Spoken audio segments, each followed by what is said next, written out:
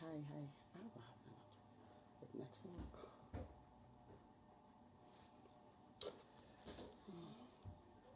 10 minutes late.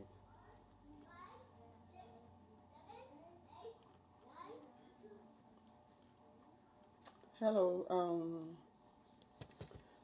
Thank you for joining me. Failed Facebook. What's happening on Facebook? Hi. Okay. I just let me give a shout out to everybody that is here. I'm giving a shout out to Hello, ACE, Aku, Ace Aku. God bless you.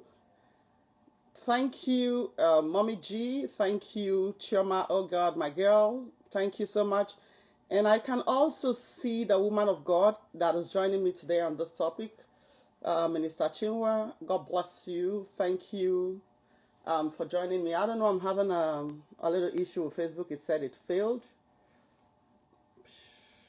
So, yeah, Facebook, come on. What's going on with you?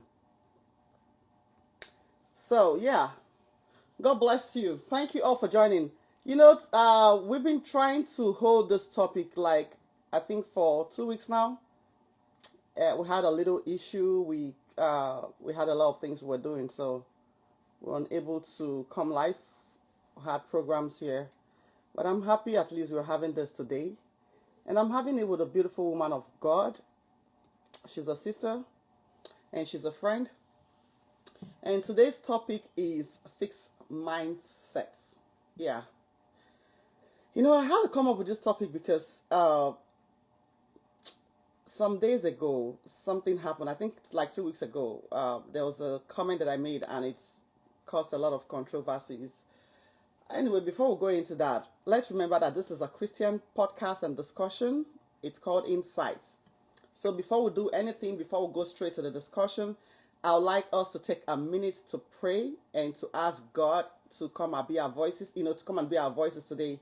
So that the things we say will not just be, the things we want to say, but the things that He wants us to say. This program, this discussion is about changing lives. Yes. It's not for us to remain the way we've been living. It's for us to change our lives and become born again, become better people in the society, and leave a godly legacy for the people who are to come later. So let's pray. Lord, I just want to thank you for this day. I want to thank you for this discussion. Lord, we're discussing fixed mindset today. We're asking, oh Lord, that you speak through us. Tell your children the things that you want them to know in the mighty name of Jesus. I also ask that you empower our guest. She is the guest today. She'll be doing a lot of the talking. I ask that you pass through her to change the mindset of the people we'll be having on this platform and the thousands and millions of people that will be listening to this video and that will be watching it even after this live discussion in the mighty name of Jesus. Lord, touch our hearts, touch our lives, transform our lives, oh Lord, for good. In Jesus' name, amen. So, yeah, let's start. Please, if you're not subscribed to my page, I want you to please subscribe and support this ministry. And for those who are not so happy with some of the things I've said, okay, let me get back to what I said, why, I thought about this topic and I decided to say, okay, let's discuss it. I think the last time I spoke something about the ways our fathers treated our mothers, maybe some people took it out of context and had some kind of feeling about it. I see a lot of comment they were saying our fathers did well. Now I want to actually applaud our fathers. I want to thank them for what they did. Thank you, Your Majesty. God bless you. Thank you. So I want to applaud our fathers for what they did. We cannot discredit what they did. They are the reason why we're here today. We want to thank them, but at the same time, I want you to understand that they may not be all perfect. There's no way you can say our forefathers were perfect. If they were, then there's no point saying the beautiful ones are not yet born. I don't know what you understand by the beautiful ones are not yet born. Do you think it's just the physical attraction, or the modification of those beautiful ones? No, it's in character. The beautiful ones are not yet born. It's in character, in personality, in structural modifications and everything. So our fathers did well, but we expected to do better. And the place sees that they did wrong. we are expected to do right and not to dwell on that wrongs and to hold on to them and think, that's what they left for us. So they are all perfect. So if our fathers were wrong and we see that they were wrong in that aspect, we're holding on to it and like, okay, that's my ancient father. He's right. No, he's not. If you even read the Bible, the man whom who God said is the man after his heart was not all perfect too. The Bible did not say we should adopt everything he did, because at the end of the day, he kind of missed it, even Solomon and everything. So we are meant to right the wrongs that they made and, do something better and not dwell on that wrongs and say, I'm going to hold on to this one. That's how he did them. No. If we continue to act that way and have our mindset like that, that's what I call the fixed mindset. The mindset that you're unable to change for good. You understand? So today, no one is perfect. Thank you so much, Forward C Taiwo. No one is perfect, actually. So thank you. On TikTok, I just want to give you a shout out. I see you. God bless you. You're all doing good. Thank you so much. I have a woman of God who will be joining me here today. Mr. Chinwa, if you are, I already see you on live, please. Yes, Taiwo. Okay, Taiwo, God bless you. If you're there, please, you can request me so I can bring you onto the screen. Before I want to see your request so I can bring you on, I want to tell you what I defined by fixed mindset. I hope that what's happening to my Instagram live? Okay. It's season. I hope you guys can hear me though. I don't know what's happening to the network today. Okay, let's start. Fixed mindset is that mindset that is static and unchangeable. Yes. Fixed mindset is the mindset that is static, that is unchangeable. You know how something is unchangeable? You know when they say something is static? So that your mindset is static. It's just standing there like that. They move. And if you want to tell yourself, is it good? When they say that the constant thing is change. I know there's this saying that the only constant thing in life is change. So, if the only constant thing in life is change, why then do we think that the kind of way we think about certain situation cannot change when the only constant thing in life is change? So that fixed mindset is this static mindset that is unchangeable, and it is not profitable. Do you know why? They said that the earth, this world we are living, is revolving, Abi. Even the world we live, you can just see that, okay, I'm standing like this, the earth is not moving. All right, Dreamlight, we will not evolve into woke mindset. It is pure horror.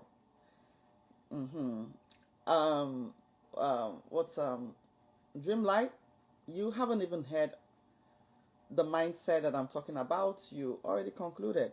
You see yourself now. But I'm not going to say anything because you're a good son. I'm not going to say anything to you.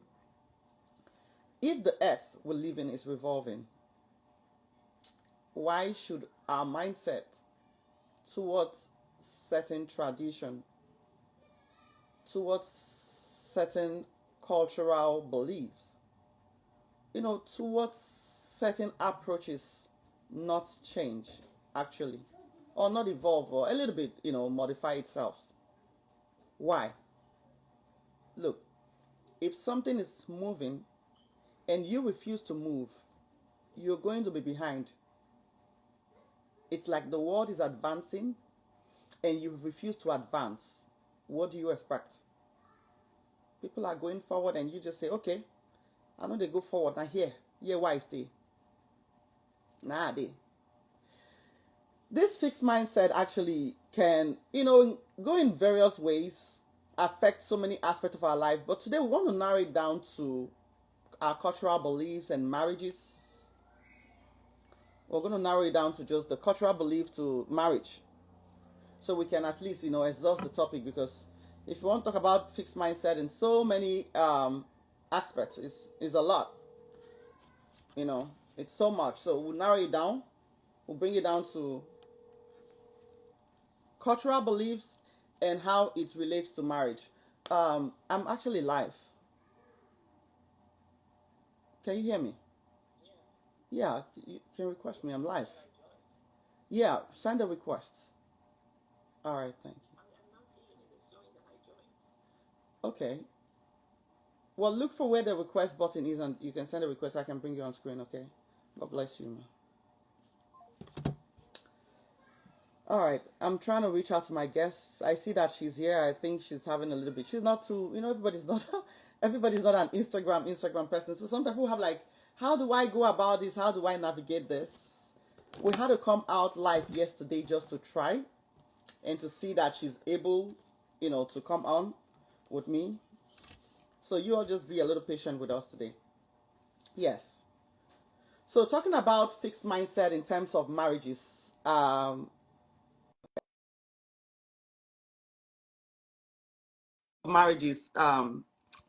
think with time, by the grace of God, would touch other aspects of people having a fixed mindset, and the opposite of this fixed mindset would be like a growing mindset, a changing mindset, which is what we want.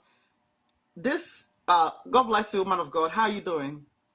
I'm doing great, thank Excited you. you. How are you? The I've been health hearing is you all the good. while, but I didn't know you Okay, didn't hear me. yeah. Oh, I was trying to get you on here. I know it's new to you. Thank God you're here with me. I'm seeing a comment on Facebook from Pastor Professor Oti Wills. Prophetess, thanks so much for your consistency. Believe me, I will be off. Time review, time will reveal your greatness and anointing. Thank you so much, sir. I am pleased to hear this. This encouraging. God bless you so much, sir. Thank you so much. So, Minister Chinwe here is a woman of God, and she's a writer. She has, beautiful books out there. I have two of her books that I currently read, Crossing the River Jordan. She would introduce her books and tell you a little bit about herself.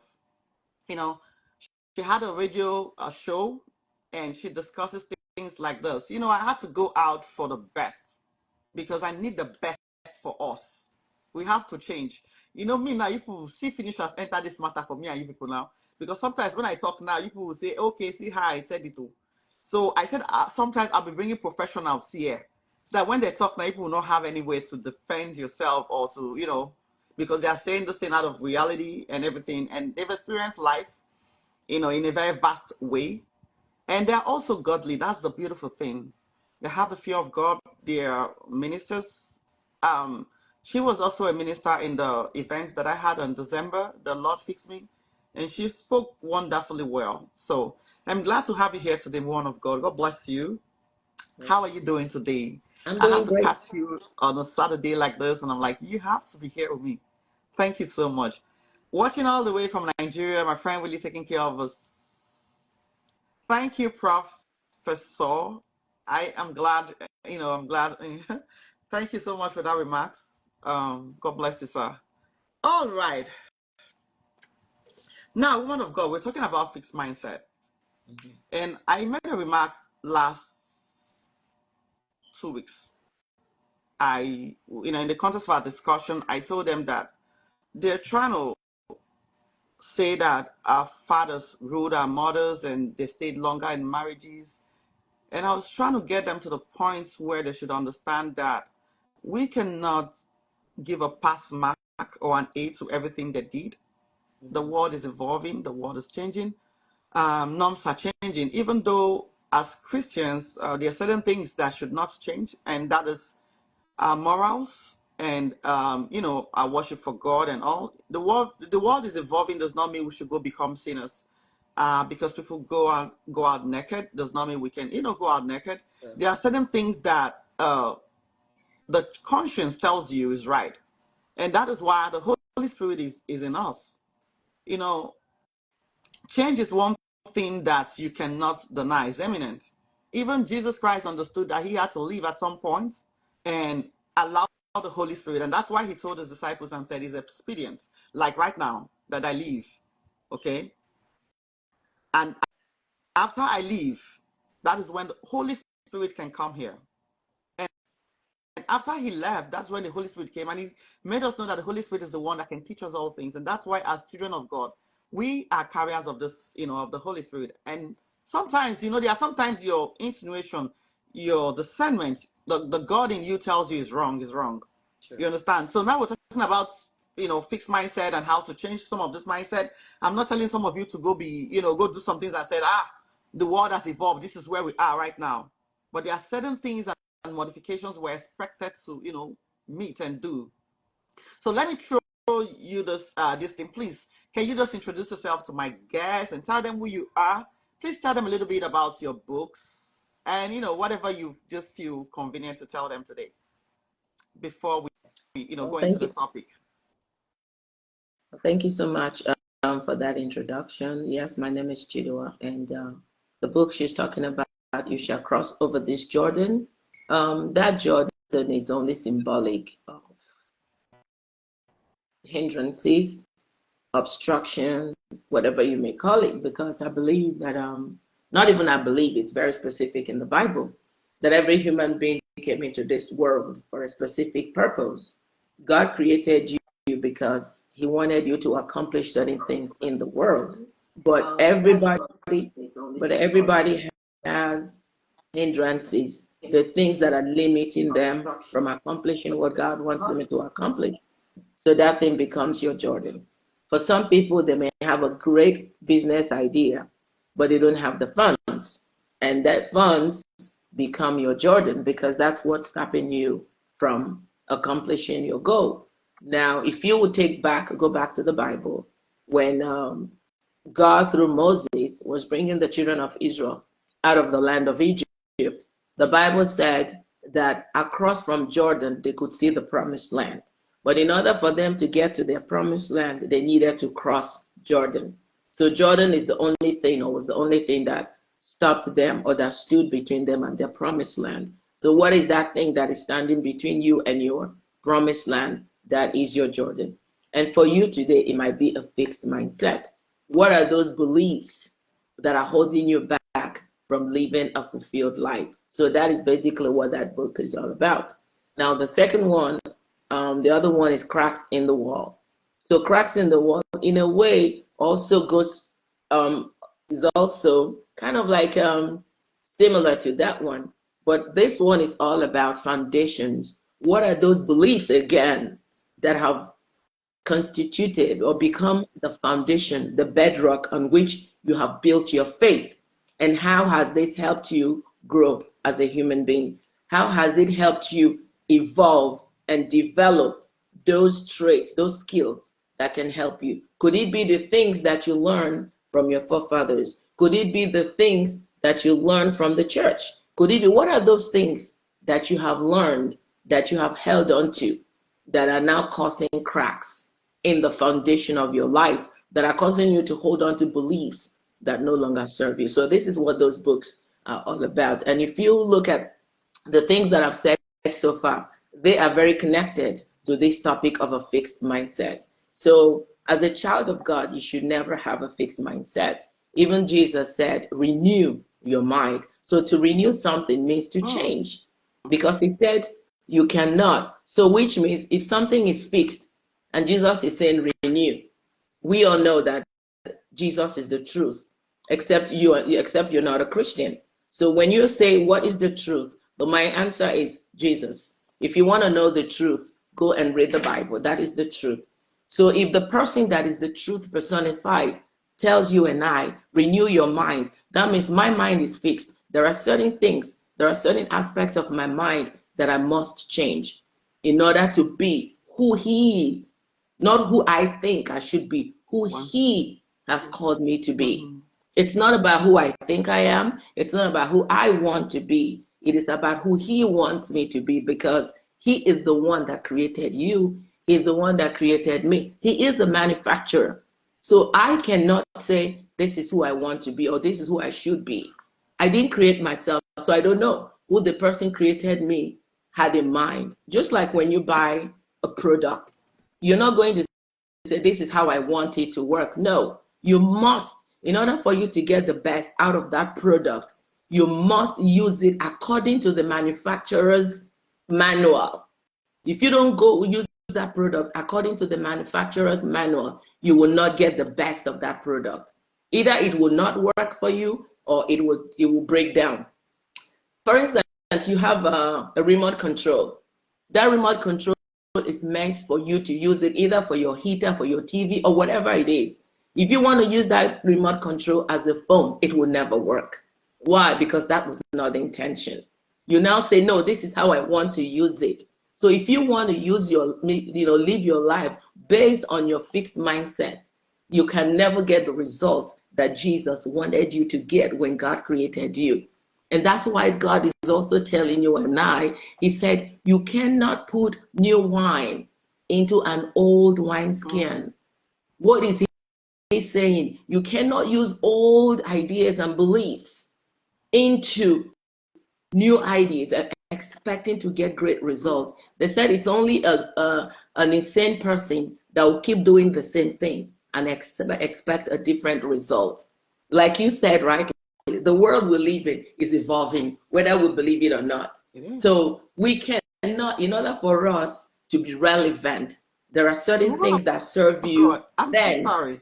I didn't want to cut you because you're so flowing, like beautifully, and I love what you're saying, but I cannot see the whole of your head. Is there a way you can adjust your camera a little for me? Okay, sorry. Yeah, I didn't want to cut you because I was like, I wish I could tell her, oh, this is perfect. Okay, yeah, continue. Okay, so what I'm saying is that we live in a world that is dynamic. The world is constantly changing. So in order for you to be relevant, there are certain things that served you yesterday. And when I'm talking about yesterday, I'm not talking about Friday, that served you in the past that no longer serve you now. Let's go back to the time of typewriter. There was a time that typewriters were the in thing, the manual typewriter.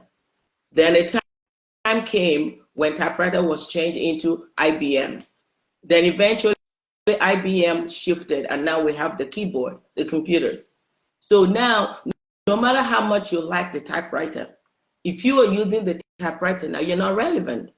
If your skills are the skills of the typewriter era, nobody's going to hire you. So what's going to happen? You're going to be in the past because you will not be relevant for any company. They're not going to use you. There was a time that some things, our forefathers lived in mud houses. But because the mindset of people, they're not changing. From mud houses, we moved to zinc, we moved to this. But at that time, the mud house was what served them because that was the consciousness they lived in at that time. Their knowledge was limited to that. But as the society, as the world evolved and the people were evolving from it, they thought about it. Look, we can do better. The fact that my father lived in a mud house does not mean that I have to live in a mud house. And things continued to change until where we are today. And I guarantee you, 20 years from now, what we are looking at as modern homes will also be what? Obsolete. So just like you rightly said, the beautiful ones are not yet born. The babies we have now, in 30 years, they'll be the adults. They'll be looking at the homes we're living in right now as, oh my goodness, these people were so in the past. So they cannot live in 30 years with the mindset of today.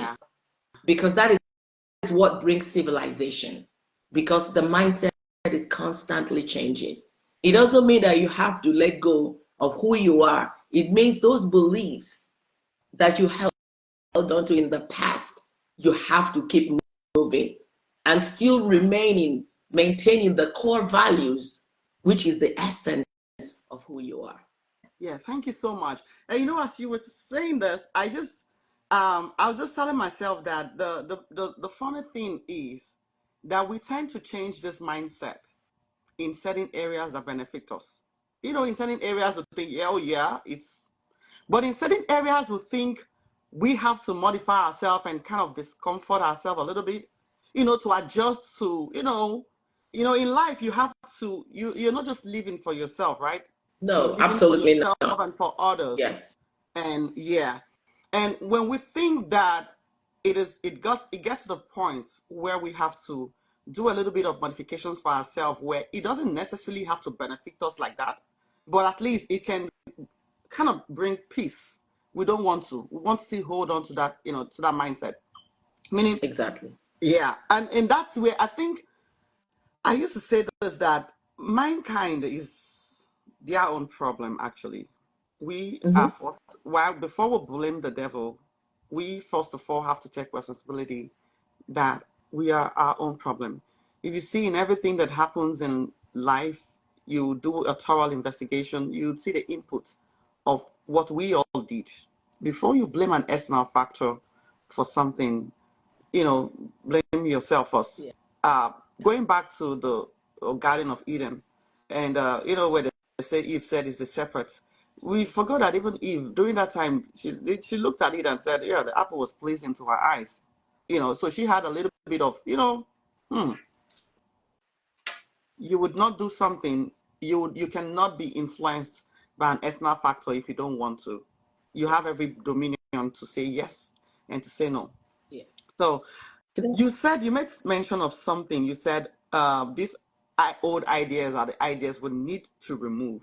Can you just highlight a little bit of those old ideas that you think is impacting this generation, the generation of men and the generation of women we have today, that we've not necessarily been able to get over with?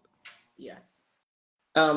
Absolutely. Now, before I go into that, you said something that is very crucial, because you said, we also have to take blame or responsibility for our own actions. And that is absolutely true, because that is called accountability. Mm-hmm. You have to be accountable, because as a child of God, we have the power to say no to certain things. And the danger in blaming the other person is that it puts you in a victim, it gives you a victim mindset. It puts you in a place of victimhood where you believe you're powerless. I can't do this. I can't do that. But accountability empowers you to step up, to step out, to make decisions when you understand that, yes, this life I'm living, I'm not living to myself. First of all, I'm living it for the one who brought me here. Mm-hmm. And I'm going to make changes, or I'm going to live it in such a way that I leave my prints on the sand of time, when I will impact life, so that when I leave this world, people can say, I became this person. I became who I am today because of this person. So when you live life thinking forward, I call it a forward thinking mindset, where you believe that every moment, because it gives you the passion to wake up in the morning, because you know you want to make a difference. But when you have that victim mindset about, he made me do it, it's the devil that made me do it, you become powerless, because then you believe that you can't do anything. The power has been stripped from you. But understanding that you are empowered to make a change. When you make a mistake, which you are bound to make, which I am bound to make, but recognizing that I am empowered to make changes. So once I make a mistake, what happens? First of all, you acknowledge that you made the mistake, and then you seek the solution. So there is a difference between having a victim mindset and having an empowered mindset. So both people, anybody with a victimhood mindset and then an empowered mindset, they will still make mistakes.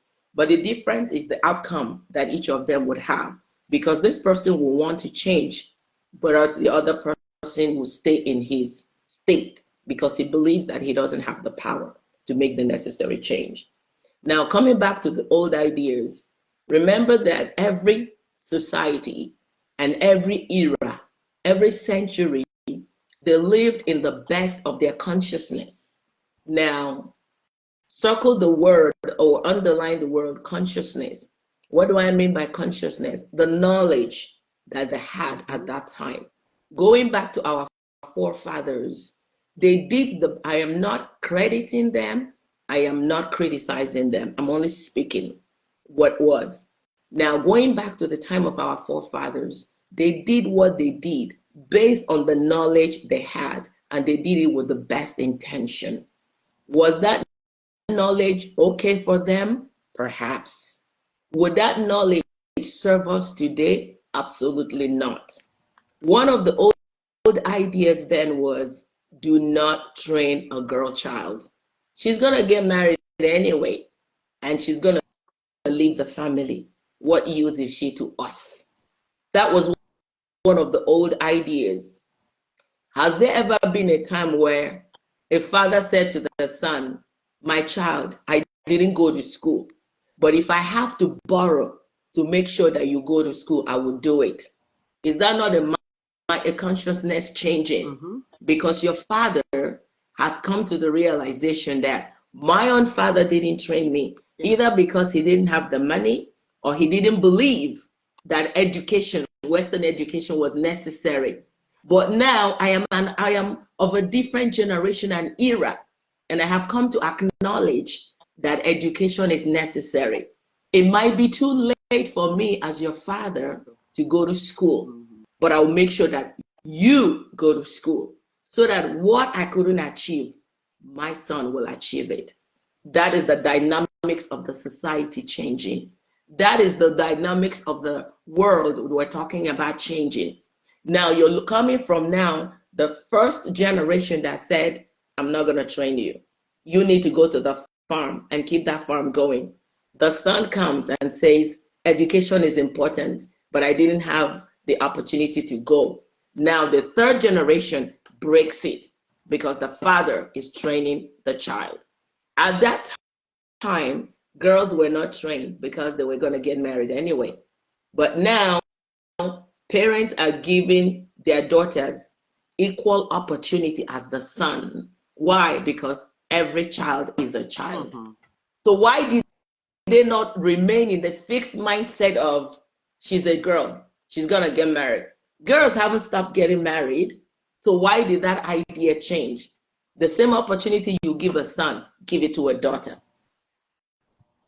So these are some of those fixed mindsets that may have worked for them at that time because there were no businesses, there were no companies, it was only farms. So it may have worked for them then because they taught their girls how to knit. They taught their girls how to make clay pots. They taught their girls how to farm because these were the things they did at that time that brought them the income they needed at that time. But we don't have those things anymore. What we're using now is money. How are you going to get money? Training a woman to go to the farm and stay from sun up to sundown? They have to learn skills that they can apply that will bring them wealth. So these are some of the old mindsets or the fixed mindsets that have to change. There are certain mindsets that are good from the time of our forefathers that we can still maintain. So what I'm saying is that you have to go back to those ones that don't serve you anymore. You cannot take the mindset of a 15th century into 21st century, about to go into 22nd century, and expect to get the same results. You're gonna be a misfit. I'm sorry, and you're not gonna be relevant. Hmm. You know, this is very interesting because when you made mention of fathers then didn't train daughters, but these days fathers would say, I'm going to borrow money to train a girl child. You're absolutely right. My dad is one of them, and I'm happy that my siblings, I think they're on live here. God bless you. It's Jane. God bless you. My dad, as an officer, then said, I didn't have the opportunity to go to school. I wanted to go to school. I did not have the opportunity. Mm-hmm. And though I was the first child and a girl child, you know what he did? He said, I am going to loan money. In short, my father, the mentality he had was just awesome because you'd imagine this is somebody that really did not, could not afford education, but he was wiser than some parents who even, who afforded education. And the best way to get something from my dad then was to use the school. Then is books, schools. You would not lack anything that was needed in school. No matter what, if he had to loan, he would. And then he was able to train us to, I'm the first guy and I got into the university before my siblings. And he said, come, look, you were going to go to school.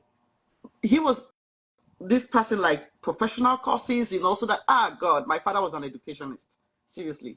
And, I began to, I'm happy he did because it paid off today. Though he's not alive, but I understood the importance of what he trained, what he taught me. And today, look, I went to school, and after that, I lost him. My siblings, they all, they all went to school. I, in turn, trained my younger ones, Mm-hmm. all of them to the university, already professional courses. What am I saying? If my dad did not train me in school or thought it wise that I should go to school because I'm a girl child, and I Mm-hmm. also happen to be the first child, and then he died without training my siblings, because when my dad died, my younger brother was not in school yet. He had just finished university. I mean, secondary school. But what did I do? See, one thing the girl child is even a better hustler than the boy child. I'm just serious. And like, guy, you have to go get your form. You have to fill the form. I kept encouraging him, and today, look, he's a graduate. Everywhere they're calling him doctor, doctor. What am I saying? That's what a girl child does. If you train a girl child, I'm telling you, you've just added value to the society. Girl child out adds added. I'm not trying to compete or something, but I tell you that girl child, the girl child has a sympathy or something. You say, why are they called mothers? And then you say, oh, she gets married. Oh, you think she gets married and forgets the No, siblings or forgets the no, family? never. It's the girl Mm-mm. child that even takes care of the mom, the dad. The girl's child takes care of the family even better. The men are so busy trying to hustle and they have a lot of things on their head, you know. But the girl child remembers the family. I'm telling you, do not neglect. I see Emeka and all his cohort coming here to say, don't train the women in school. So I grew up, I was in love with the different lifestyle of counting. I'm going to read Professor Oti's. Prof, you have to come to Instagram now, please, sir. You have to come to Instagram. You have to come to Instagram because we need to discuss this sometime very soon. Grow up as I laugh at the deeper lifestyle of courtship where you can't visit the brother alone, where you can only propose through your pastors. Recently, I told my youth to go to those deeper life procedures because those other liberal options have produced immoral partners in marriage. That's so funny. I don't want to laugh. So you're telling the people in this century, sir, in your church, the youth, to go back to the deeper lifestyle, that when you see a girl you like, you don't get to talk to her.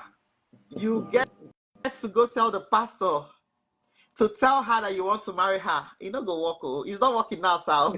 I'm sorry to say that. They'll I tell have to him come to your to church go eventually. back to the. It's not gonna work. They'll just listen to you and respect you and okay, daddy, no problem. These guys are going to wait in their mind. Oh, thank you. Oh, I'm missing you. I miss you guys too. It's been 2 weeks and thank God we're here. So yes, you highlighted something very important. Please don't neglect the power or the influence of a girl child in the society. Give her everything. You said something about treat them equally, equal opportunity. Can you say a little bit about that? Like you think that the boy child and the girl child should be given equal opportunity in everything? Woman of God, I'm sorry. Yes, do you think that the girl child and the boy child, should be given equal opportunity in everything? absolutely. In They are both everything? children. They are both children. Yes, So when I say in everything, I also include in the dad's wills, in the dad's fortune, in everything. Do you think the girl child should have equal right to both life, absolutely. Absolutely. both? It's all part of the society changing. She's still a child as much as she's not half a child and then the son, full child. They're both children. Okay, so I'm going to put this question like this: if the dad has two children, and the first child of the family is a girl, and the second child is a boy, and the dad has two houses, and one of the houses that is worth probably 1 billion naira, and the other house is worth 200 million naira. And now, in his will, if you say equal, and you want to, should the dad make the girl child the heir owner to the mansion worth more, pick first, or he should swap and give the boy child something greater than the girl because she's a girl? In a situation like this, I can't really speak because it's specific to individuals. Okay. Now, based on the children's relationship with their father Mm-hmm. and how obedient or how much they kept the legacy of the family, the father makes his decisions because that's how Yeah, wills who is are written wiser? anyway. Mm-hmm. Yes. So Yeah. if the father believes that this girl has what it takes to run the company, if he gives out that company, nobody should fault him because he knows or he knew his children better than anybody else. If he thinks, why would he hand over to the other one a company that he spent his sweat building just because he's a son and he knows or the father knew that his son will be incompetent or incapable of taking that company to the next level. But just because he is a son, then he decides to give it to him anyway. So something that took him years and to build will now be run down.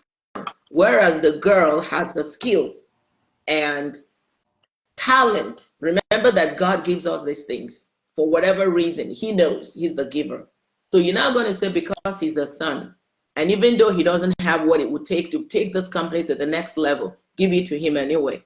I don't think that would be a wise decision. So that is why I said I can't say speak for in specifics in situations like this because the owner of the will is the owner of the property, is the owner of the children. So he knows the capabilities, he knows the skills, he knows how, he knows what is inside each of the kids.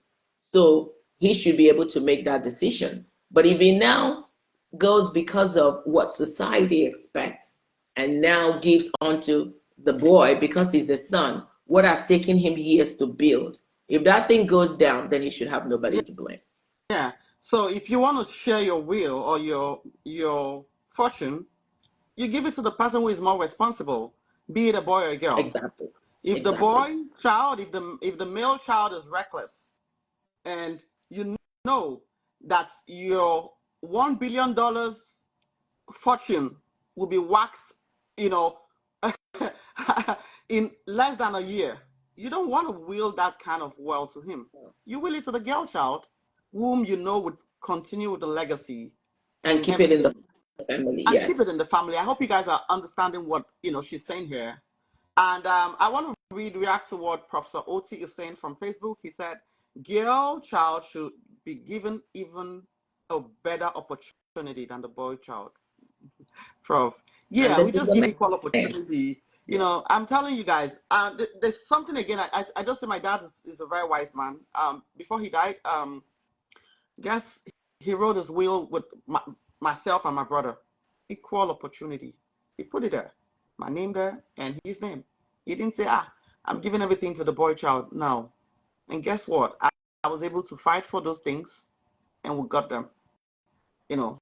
And let me say something. And one thing we don't understand or we don't realize, just like you said, there's something they say is train a child, train a boy, and you train a man, train a woman, and you train a nation. You Mm-hmm. see, one thing we don't understand is that woman will build that thing with her brother in mind.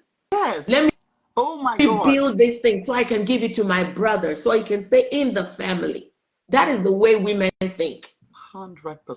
That That is how we because think. even us today, I'm telling you, I think about my brothers more than we think brother, brother, brother, brother. That's all Yeah. we think about. Let Mm-hmm. us do this for our brothers. Let us do this so Yeah. that our father's name, so that the legacy. It's so Yes. girls think about home, home, home. Why do you think when a woman gets married, it's like she has taken her husband to her home? Yes. Why? Because they think family.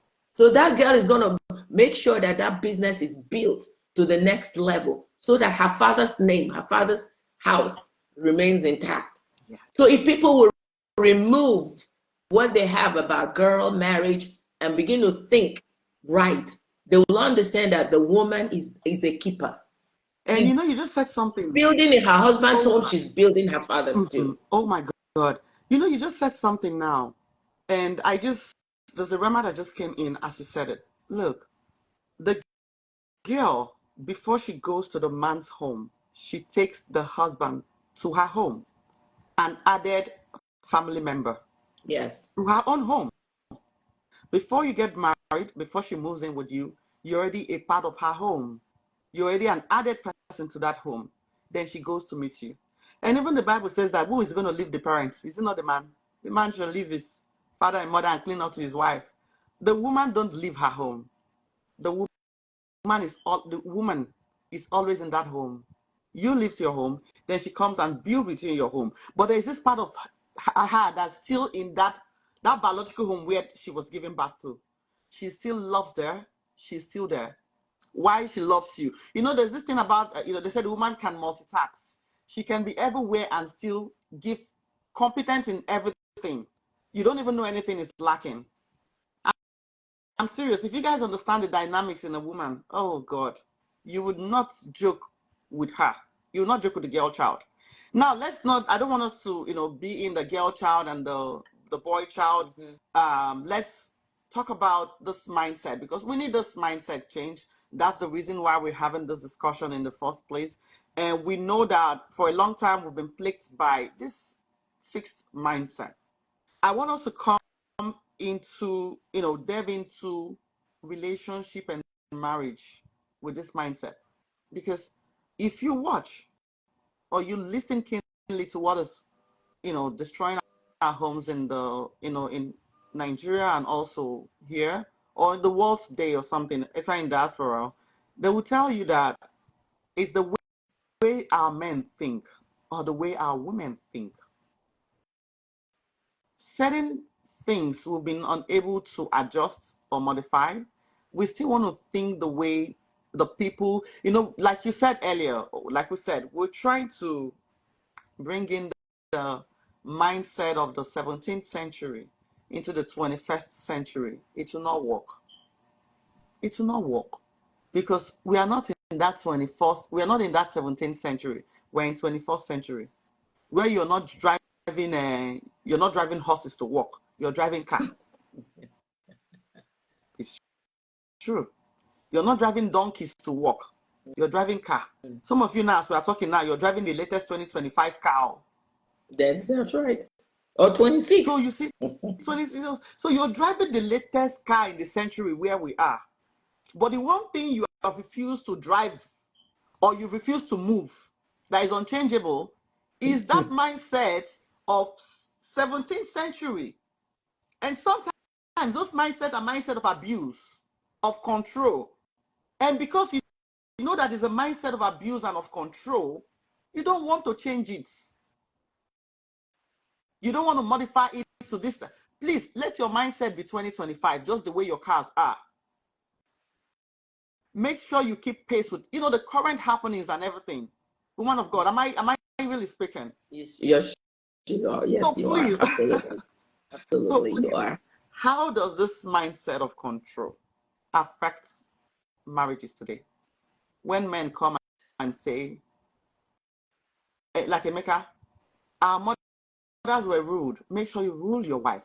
They were controlled. Make sure you control your wife. Can you just throw a little light about that? I'm not saying it's something bad to control someone. Yeah. Yes, we control people with love and respect. I've always said that. Now, let me come in I'm going to start with the word rule. That word is actually a negative word, because to rule is to control. A man who understands who he is, understands his position, understands that his job as a man is a priest, leads. When you have the right mindset, you understand that you're a leader, not a ruler. Good. You rule animals like the sheep, not sheep, because you control them, because they don't have a mind of their own. So that word alone tells me that that person has a fixed mindset. A man should be the leader in his home. He should be the priest. Even God does not rule us. God leads, because a leader is a guide. He understands the terrains. He understands where there is danger. He understands where there is pasture, and he leads you accordingly. So a man, a husband, a father is a leader, not a ruler. Ruling means you do it the way I want it, even if it's wrong, do it. And the person that has that kind of mindset, I can tell you, is someone who does not have a positive self-image. They may believe it, they may not believe it. But when someone is struggling with self-esteem, the first thing you see is control. Why? Because they're trying to mask their weakness. They don't want you to see their flaws. But when you know, yes, when you understand that, first of all, I'm a human being, I am not perfect, you accept yourself with your imperfections and you're not afraid to be vulnerable. It is only someone with a very strong self-esteem that is not afraid to be vulnerable. The fact that you make mistakes does not make you less of a man in your marriage. And that is what's going to make that woman respect you and submit to you. Vulnerability is a strength. Acknowledging your vulnerability is a strength. But when you make it look like you can't make mistakes, what I see there is someone with a very fragile ego. And people like that have very fixed mindsets. And these are the people that would say, no, a woman cannot go to school. Why? They are threatened by the success of a woman. But a man that has a strong ego will be the wing beneath the woman's wings, because he knows that her success is a reflection of his leadership. How do I even clap for you? Prof OT, oh my God, I'm trying to accept you. If you see me touching the screen, it's because I'm trying to bring you on, and it's saying you're unable to join. I don't know why it's saying that. I'm seeing your request. I'm trying to bring you onto the screen. It's saying you're unable to join. I do wish you were able to join. Oh my God, what of God? Yeah. You don't understand. You are awesome. I'm seeing all of you and your tantrums on the comment section. Dreamlight, leader is the newest word used to destroy men. How? You see, so don't worry about you that see person you. because don't worry about that person because the thing about a fixed mindset is that they always have a reason to stick to what they believe in, and there is no growth, I must tell you, in a fixed mindset. It is a comfort zone, and because they're afraid of trying and failing, they will criticize everything. So it doesn't change the truth. Just like some people will tell you today, I don't believe God exists. Does that make God be non-existent? No. The only thing it will do, it will hurt you. I tell people, God is not threatened by our belief or lack of belief in his existence. He is God. If I don't believe in God, I lose out of what I would have gotten from believing in God. God is not less God or more God, whether I believe or not believe. He is God and he is God, period. So if I choose to believe, I gain the benefits. If I choose not to believe, I lose out. And then the day I die, and then I'll meet him face to face and say, oh my God, so you do exist after all. And that's the way everything is. So if someone chooses to stay in their fixed mindset, there's nothing you can do about it. So it's just what it is, you know. So that is the thing. I'm sorry, yes. Dreamlight, you said you have requested to join. I would accept you very soon. I was just trying to see if I can bring Professor OT, Pastor OT first, but I'll accept you very soon because I know what you want to come and say here, and I would just, I don't know, I mean, so, but I'll accept you very soon. Don't worry. I think I have some other requests there. One messy, something. I'll bring you guys live with me very soon. I'm so happy you're saying this, and I'll be very frank with you. One of the reasons why our marriages are breaking today is because some of the men have this fixed mindset of Yes. of control that we just spoke about, and the women have this mindset of how do I say it, of not submitting, and of disrespect or something like that. The problem is this thing, how it's changed this. The women now, we are at the point where the women are revolting. Like, yes, I can no longer be suppressed like my mother. exactly. And we are at the point where the men are saying, you have to submit like our mothers. Yes. And I have to control you like our fathers. So you see why marriages are conflicting. Yes, absolutely. Absolutely. Because the True. men are revolting. We have to be like our fathers. The women are saying, I can no longer be like my mothers. And now, some of the men, especially in diaspora, that are saying that we want to be like our fathers and we want to rule our women how they rule them. They are not an explicit, or how do I say it, example of that our fathers. So, because there are certain things that our fathers did that they are not even doing. Exactly. That is protecting the woman. Providing 100%. Okay, please throw some light in this thing, because if I say it now, they will finish me when the video is posted. Let me leave it to you to throw some light on that thing. Okay. So Comparing our fathers in marriages and the women revolting in that same light.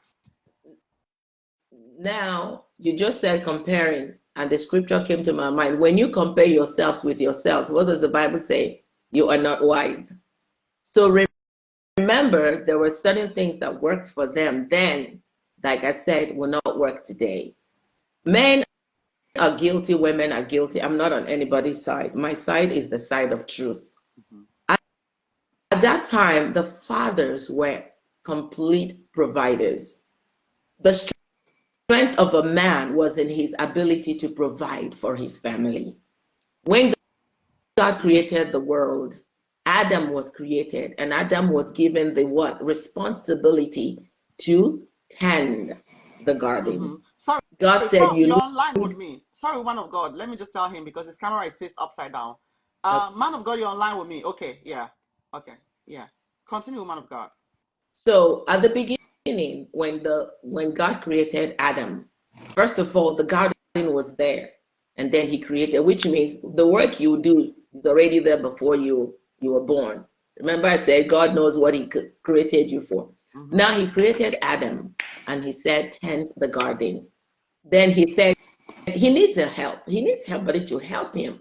He said, I'll get him somebody that is suitable for him, which means when you, the man, you are looking for a wife, you have to find somebody that is suitable. Do you even know your purpose? Talk of finding somebody that is suitable, that is in alignment with that purpose. The problem today is that they're looking at what the first question they will ask a woman, what are you bringing to the table? That is a wrong mindset. Do you know your destiny? Do you know your purpose? Because God said, I will give Adam somebody that would complement him, that is suitable for him. So the wife is supposed to be a helper. The man takes on the responsibility of doing the work. Now, when we look at the story of Isaac and the wife, the men go to the farm, they bring the food, the woman cooks. When the angel of the Lord God visited Abraham, he didn't tell Sarah to go kill. It was what was killed that Sarah cooked. So the woman is just a helper. Now, you want to live like your fathers, but you expect your wife to work and bring money and do this and still submit. Now, I'm not against submission. I am 100% in agreement with submission. But what I'm trying to say is, you want to live like your fathers, but like you said, but you don't want to do the things they did. Remember then that at that time, the wives were home. They had nothing else doing. So once that food comes, they cook it. But today you have wives, because the husbands want them to work. They're working 12 shifts, 12-hour shift. They come home, they're exhausted. And you, the man, you've been home. What stops you from saying, helping her out in the kitchen? It doesn't make you less of a husband. But when the woman begins to order the husband around, I am against that, because you are the woman, you are the wife. Be a wife. If you don't know what it means to be a wife, go to the Bible. I don't believe in a wife, because there's something my mother always said. My mother always said to us, never marry a man you cannot respect. She said, never, leave him alone. If you know you can't. So the responsibility of a woman is to respect the wife. the husband. But what is your job as a husband? The Bible said, love her. You can't abuse what you don't love. Oh, no, no. When you love something, you can't abuse it. That's your 2025 car. Would you see a nail and run over it? No. You wash it, you take it, it's detailed, you do this, you change oil, you go for maintenance. Why? Because it costs you so much, because you love it. But this is your wife, somebody that you brought to help you in your life. And the Bible says they two have become one. So when you understand your role as a husband, then it is easier for the wife to submit. Now, I'm not saying the wife should wait until the man becomes a leader. If you know you can't respect him, that's why people don't jump into marriage. And I ask people, what was your purpose of getting married in the first place? Did you marry that man because he's rich? Did you marry him because he's handsome? What are his characteristics? What are his traits? What are the character traits? Did you see all that? Is this somebody that you can submit to? Is he controlling? And then you realize, oh, he wants this. I can't. Did you not see this in the first place? So that's why you have to take your time before you marry someone. What is it that you're looking for? What is your definition of marriage? What do you want to accomplish? Because marriage is all about kingdom, God's kingdom, fulfilling the mandate of God, replenish the world, subdue it. We must understand the mind of God when he formed marriage. And once we go with that mindset, everything else becomes an addition. Nothing good comes easy. It's a work. But you realize that this is my destiny partner. Together, we will make it work. And then you now see what? His strength, your weakness, in the area that you, the man, you are weak and she's strong. Let her strength complement you. It doesn't make you less of a man. And then the woman, you also must understand that the fact that you're better than your husband in this area doesn't mean that both of you are equals. No. I always believe that the man is the head of the home, but it doesn't make your wife inferior. So the fact that you woman, your husband doesn't have something happened at his job and he doesn't have a job anymore, and you're now the one bringing the money, you must still respect him as the head of the home, because it is in that respect that he will feel empowered. Because when a man feels loved and respected by the wife, it gives him the power to go out there and fight. A man should not come to the house and fight. So the woman must, at that point, be the covering. Cover him. The world should never know that he's the one feeding the home. And you must not take your frustration out on her, because because they say that women, the strength is in their tongue. That's when she will now tell you that since you married her, what have you done? She's the one feeding the family. Don't bring her to that point where she will now remind you of those things that will break your fragile ego. So I hope I answered that one. You said it's fragile ego. I love the way you said this thing that women, those things in their tongue. A woman can be doing all sort of things for the family and nobody gets to know anything about it. But the moment you now take that, you bring in your fragile ego, like you said, and you still want to suppress her because there are some people mentally, there's some people that have mental problems in marriages. I'm serious. You have not said anything, they're assuming you're saying it. And because they are assuming you're saying it in your heart, they are not acting it to suppress you. And that's when the woman will not like, come on. What is all this for? I'm very I'm seeing the comment section is so funny. All these people. Sometimes that's how they are. Don't mind them all. Just say your truths. That's why we're having this discussion. The person that is going to change will change. And the one that wants to remain static, unchangeable. I do not call themselves unbreakable. It's a lie. You're not unbreakable anything. If you cannot change, you will break. I'm telling you. Because the world is fast, it's moving, and you're just there, you're static. So, Prof, I'm trying to still bring Prof here. So, Prof Oti, I haven't seen you. I don't know what's going on. I'm so happy the way you laid down this discussion and with what you said. And from what I got and I was saying together is, if you have to, if you have to allow your wife walk. Our fathers did not allow their wives to walk, right?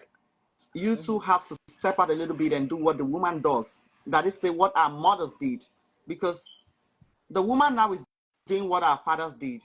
So you have to adjust a little bit, just like what she said. Nothing stops you from helping the woman. Maybe do some chores in the house when she's not home. If you suffer your wife and you allow her do everything, if you see, let me tell you something now. If you allow your wife to be the woman and the man at the same time, it means you want to kill her before her time. You will stress her to that, threshold where she can no longer elongate or something. You want to break her down before her time. There are some people that, naturally they just have this empathy. That's why I keep insisting when I talk to people about empathy. If you have empathy, you would not be told certain things to do. You just do it because you know it's the right thing to do, and because you know it takes off a lot of stress from the other person. I'm talking this thing because I know what our gender does and what the other gender does. Is this platform, I see their comments. I see their comments a lot.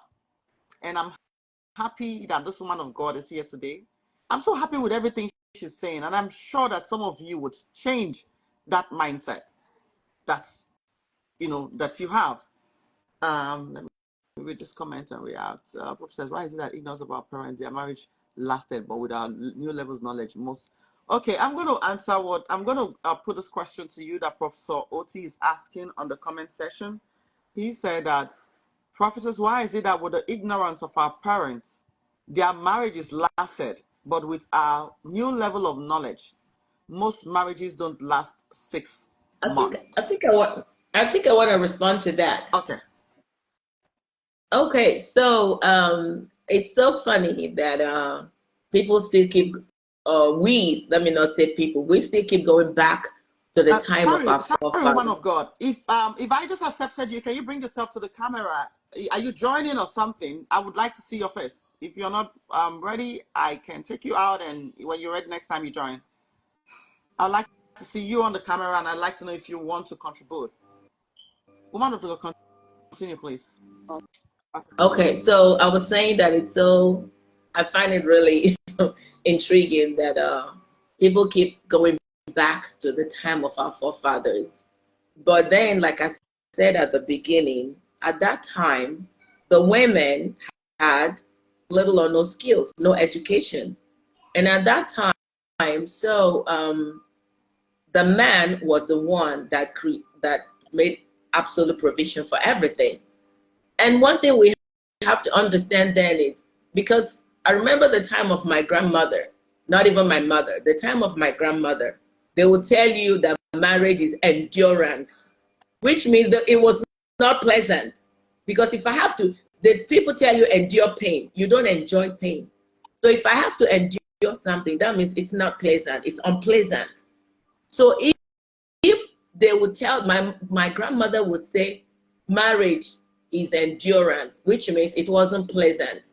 And there were so many things that they saw in marriage, and they kept quiet, they couldn't do anything because there was no place for them in their father's house.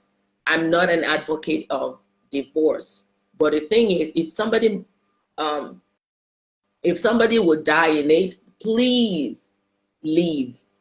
For me, that is the only time divorce is I do not believe in divorce, but why die because of marriage? Now, at the time, please. So at the time, my voice is echoing. At the time of our forefathers, like I said, the mothers, they did not have any education. So once they were married, they couldn't come back to their father's house. And I do remember maybe stories that my maybe grandmother or grandfather told about this person. Oh, when she died, though, she told them whenever she dies, they should bring her back to her father's house and bury. Why would they do that? Because they were never happy in their home.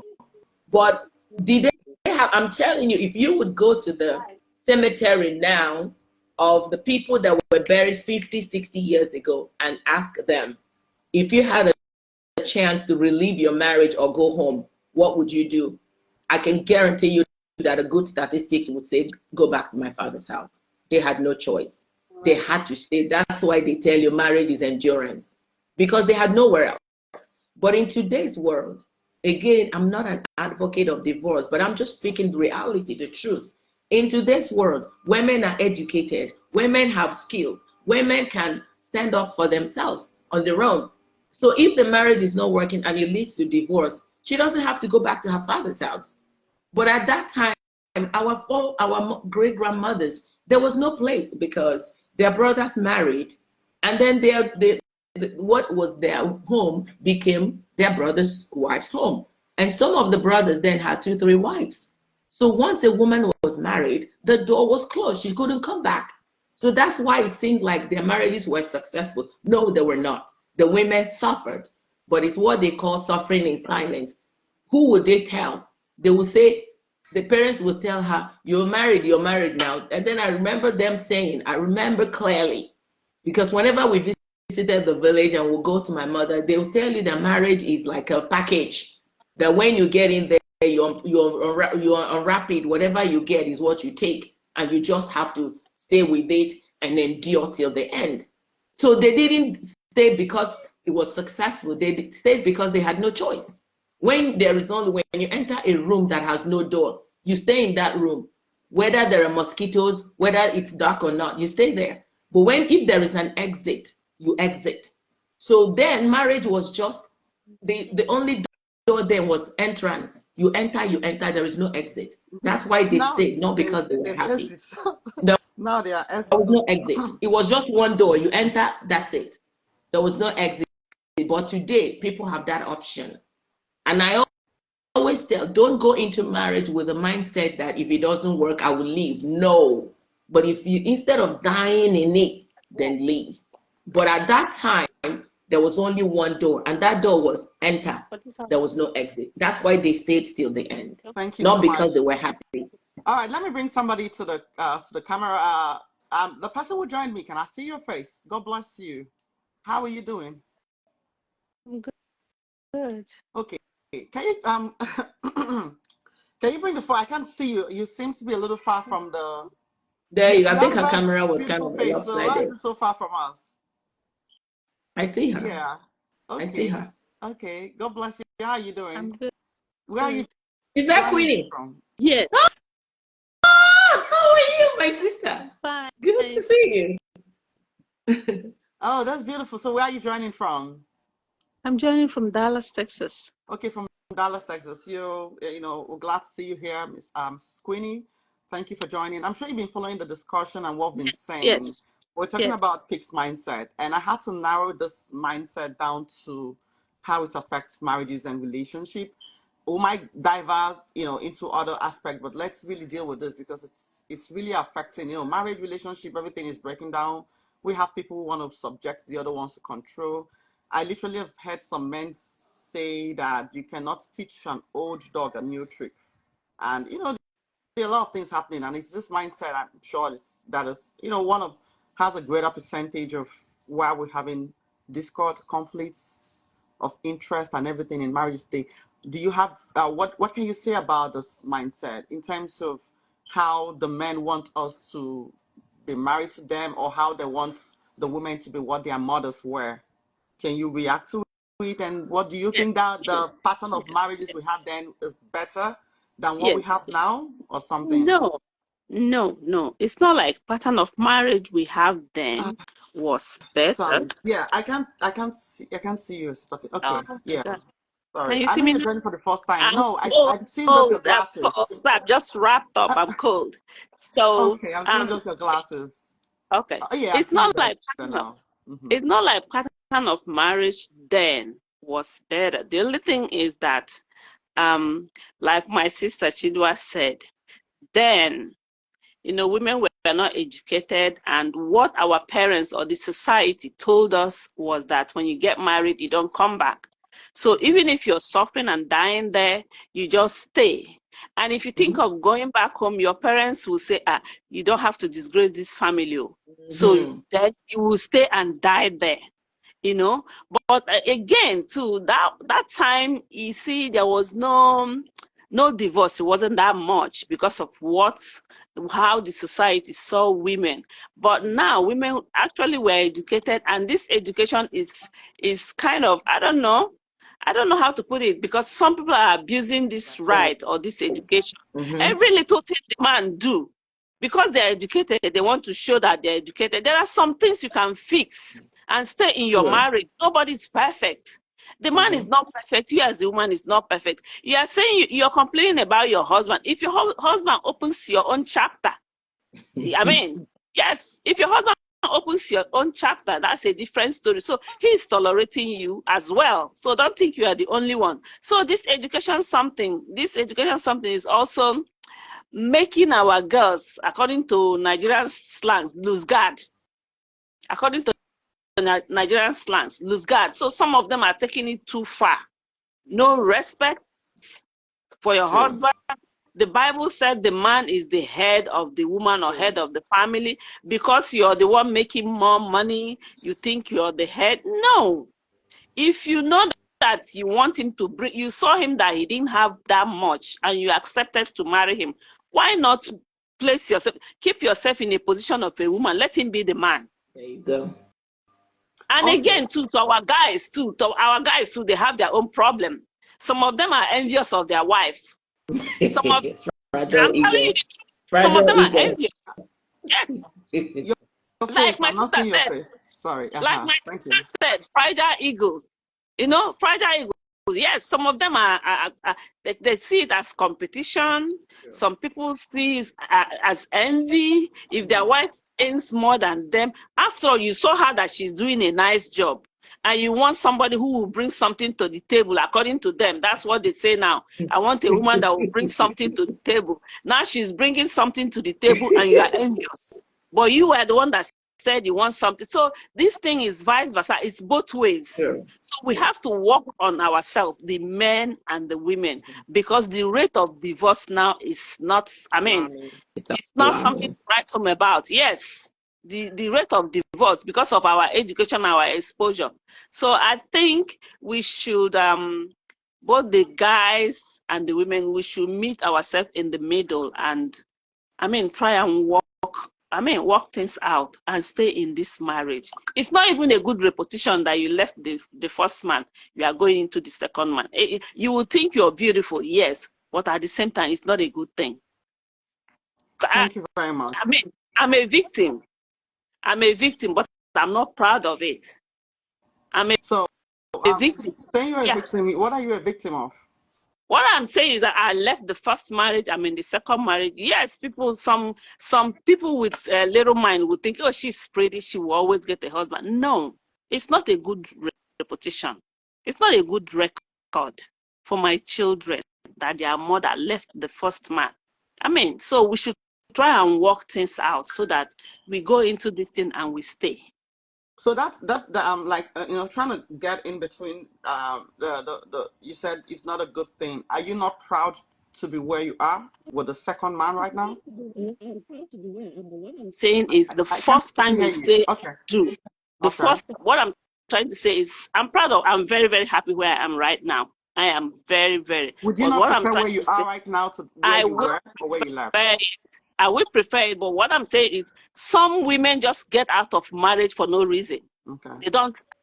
There are things you can work out and stay there. Nobody's perfect. You understand? But some girls, any little thing, they are out. Every little thing, they are out. Something that will not push them out, because they feel they are making the money, or maybe they feel they are educated, or maybe they feel they are pretty, they feel men is running after them. So, we should still try and, things like I told us, as much as you can, fight for the marriage until the points where life is involved. Sure. No. If you're not dying. When it has to do with life, when it has to do with life, I am 100% with that person. Leave. Right. Leave.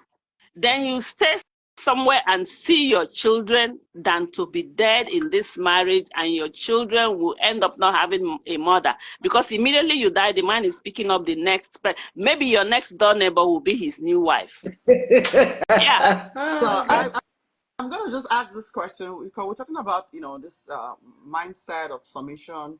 Everything the man wants is respect, submission and everything. Sure. What level of submission do you think the man should get? At what, we have men that have had to counsel people whom the man said ordinarily the paycheck should be going to his account. That's the mindset that whatever the woman makes and comes to the house is my home. It should go to my account. How will you react to that? Do No, you think the woman's, income should go to the man? no.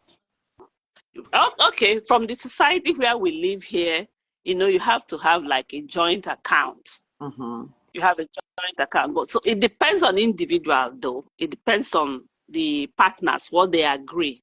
Sometimes it's both of them agree on joint account, put everything together and spend it together. That's fine. If they agree that, okay, we'll have to have this, okay, my paycheck, so percent should go into this account, the joint account, so percent should go into my personal account in case maybe I want to do something. Some men don't want to be bothered about your family. They want you to take care of your family. Some men are like that.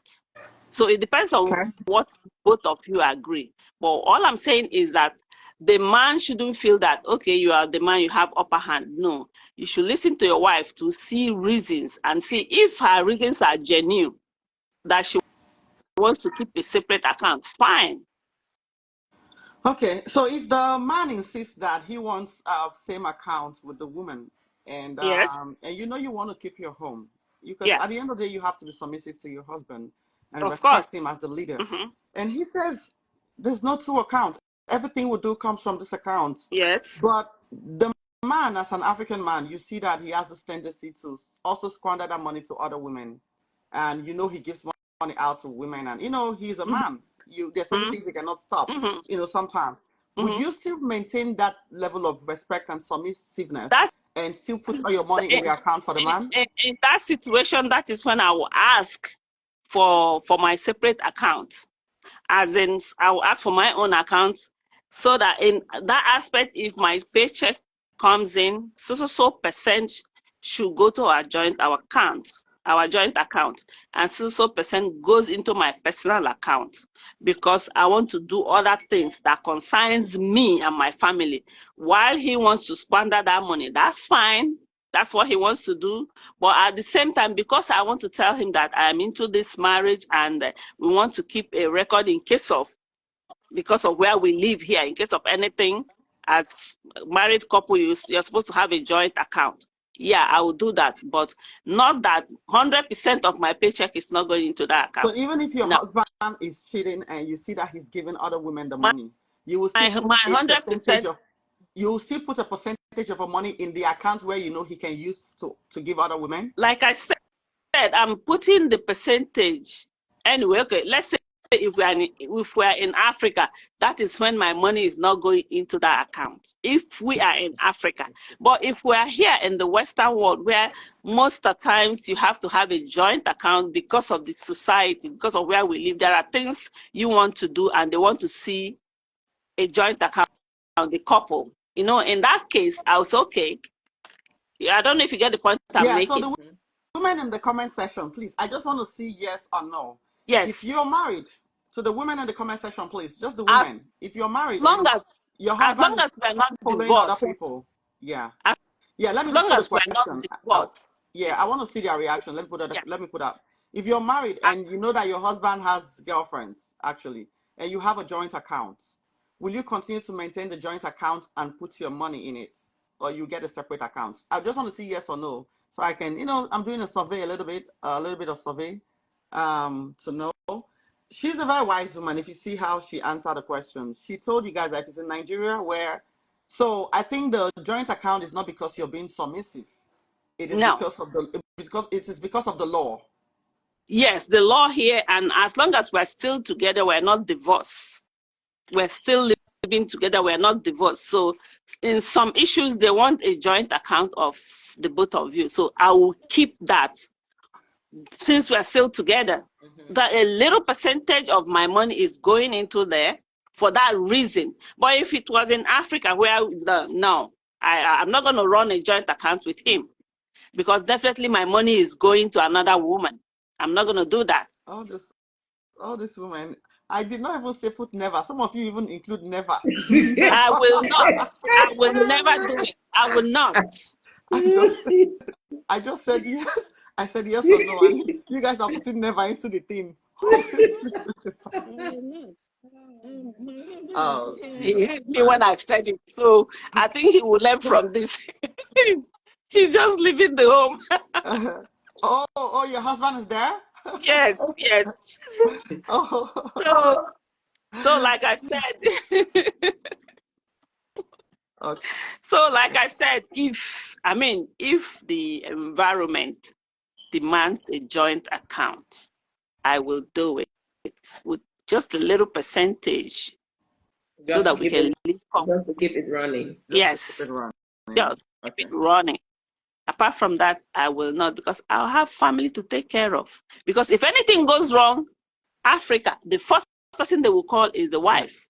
Yeah, nobody cares what the man is doing. You have to step up. Nobody cares what the man is doing. So I have to look for one question again, beautiful. And she's, and she's in Dallas, so I'll be seeing you soon. She's in Dallas. God bless you. I'll ask you one question so I can bring up somebody else, here. Mm-hmm. I know you spoke something about, you have a former marriage and this one. What is going to be your deal breaker in a marriage? If, we have the mindset of, this, men have this mindset, our fathers married more wives, mm-hmm. dealt with more, had more women, had, sometimes they go to the Bible and tell you that. Mm-hmm. So what would be your reaction? Is that a deal breaker for you if the man, has multiple girlfriends or marries another person in Nigeria? You hear that, he went to marry somebody else. No. Would you leave your marriage or you stay in the marriage? No. He can't do that. If a man wants to get married to a second wife, which our parents did in the past, maybe because the first wife couldn't bear him children, that is something you have to agree with your wife. Like in the past, it was even the first wife that would go and bring a wife for his husband. Mm-hmm. For her husband. So it's something that you have to agree. Like as I am now, if I got married to a man, I'm able to give you all the children that you want, male and female, and everything is going fine, and you decide to go and marry a second wife for no reason. That means you're asking me to leave. That I'm not enough for you. Because if I've done everything right as a woman, I see no reason why you should go for another wife. So you are indirectly telling your first wife that it's over without saying it, but you've said it. Your action have said it, because the new wife will want to come and dominate. She also wants the husband. She's the new wife, and she doesn't want to share. She wants her husband 100%. Mm-hmm. And if you're paying that attention to her, that means you're telling the first wife that your time is over. That's okay. What it means. So lastly, ma'am, we're talking about fixed mindset. We're talking about contributions from the wife and from the husband. Of course, we're in a foreign country. We're in America. You cannot even let your husband walk alone. It's like you're trying to kill him before his time. The burdens are too much.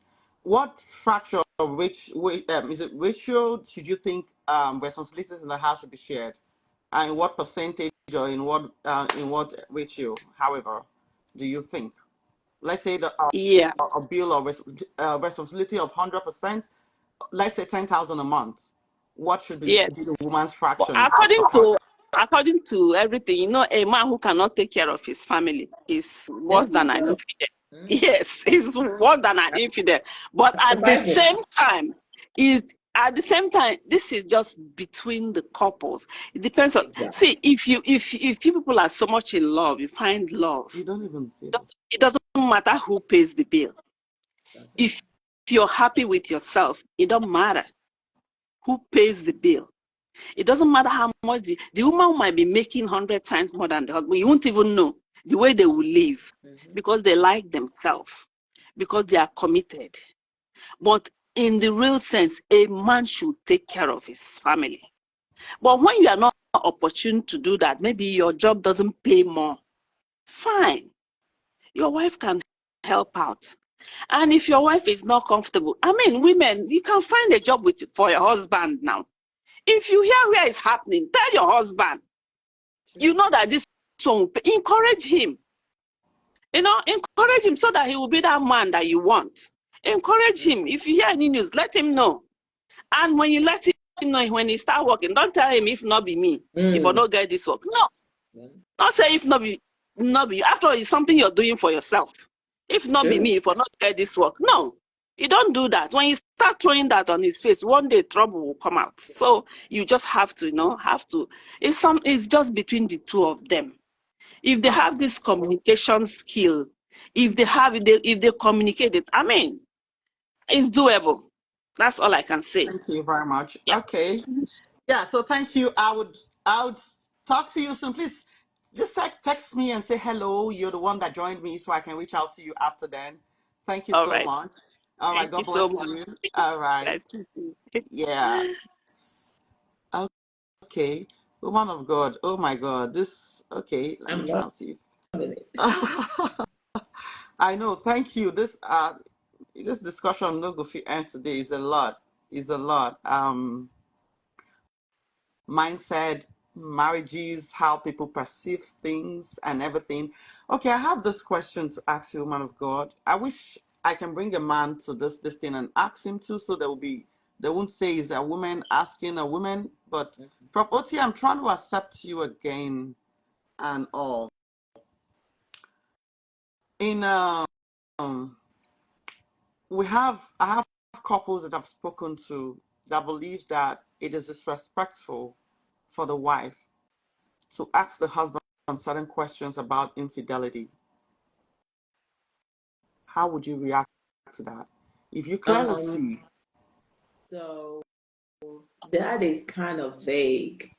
Ask the husband certain questions about infidelity. Can you narrow it down a little bit? Okay. So, let's say the man is clearly,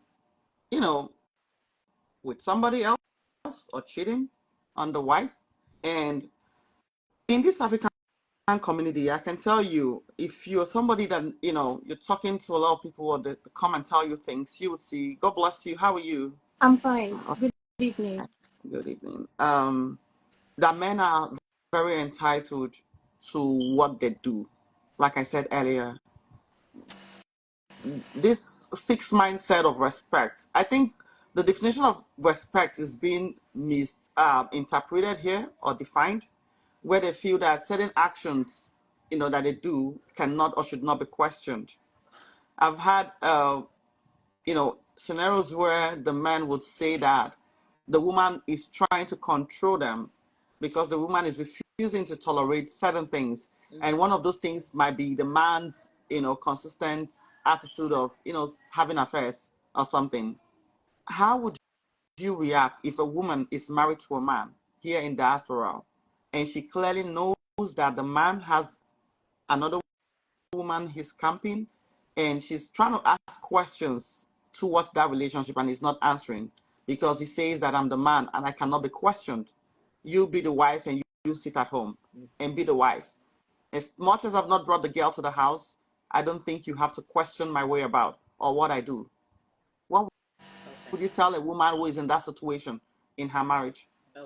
Okay. First of all, what I would say is, because I believe this is a Christian platform, so I believe, like my father always said, he believes in the efficacy of prayer. I believe that everything should be done right. It's not really what is said that matters, but how it is said. Because sometimes, like the last person you spoke with said, sometimes education has made women to think that they are at the same level with a man. So I'm not speaking for the man, I'm not speaking for the woman. I am a very educated woman. I have a master's degree. So I understand that. But I still, with my education, with my enlightenment, with coming from a family that is enlightened, I still believe there is a place for a man and there is a place of a woman. I grew up in a house where sometimes we marveled at the way my mother handled things. When you understand that this is my husband, my head, there is a way to approach certain things. You cannot come as a wife confrontational towards your husband. you're going to get a defense. It's not what is said that matters, but how it is said. In the first place, how did you know that he has a girlfriend? I'm not into that. If it is very, very obvious that he has, your manner of approach is what is going to determine the outcome. If you come as, yeah, because some women, even what we see in movies, I know that movies are not real, but they are copying what is happening in the real life, and then they do an adaptation of it. So when you come from that place of a woman, soft, submissive, everything, that man, you're going to touch the core of his heart, that he may not even tell you it's true, but he will rethink and he will go back and change. The attitude of a woman determines how a man would react. When you come again, like I said, I found out that you did this. Why would you? What kind of a man? That's why you're not bringing money. That man is not going to change. In fact, you're adding fuel to what he's doing.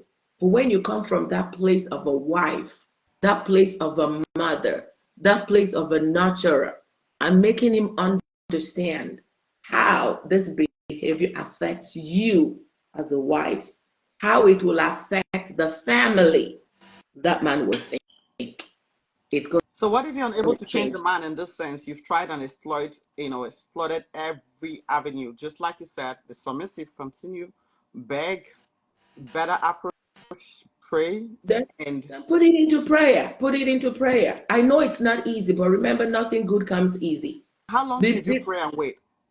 That is what I cannot speak for any woman. I can't, because again, like I said, he who feels it knows it. I cannot speak for somebody that is walking in a hurting shoe. But if we're talking about approach, this is what I'm talking about. Which is the If best you cannot deal with it, if you can't deal with it right now, then nobody's going to blame you. But I'm talking about if somebody is bent on saving her marriage, how far can you go? It depends on the value you put in something. But again, I always come to the point of, instead of dying in it, leave. But this is an approach I'm thinking can make somebody really go back and think.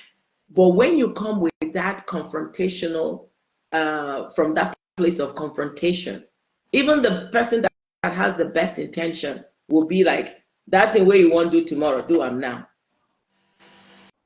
But after you have exhausted all resources and he's on his fixed mindset of, this is who I am, because that is one of the dangers of a fixed mindset. That is who I am, I can't change. And you can't handle it. Then by all means leave. After all, the Bible says that adultery is also a good basis for divorce. If you know that you've exhausted everything and this man is set on his ways, instead of dying in it, then just leave. That's all I can say. Thank you. But what Let I'm trying to say is the approach is what matters. And if you've done it to the best of your ability and nothing is changing, I beg, be alive to raise your kids. the comment section here is killing me. Somebody said no peace for the wicked husband.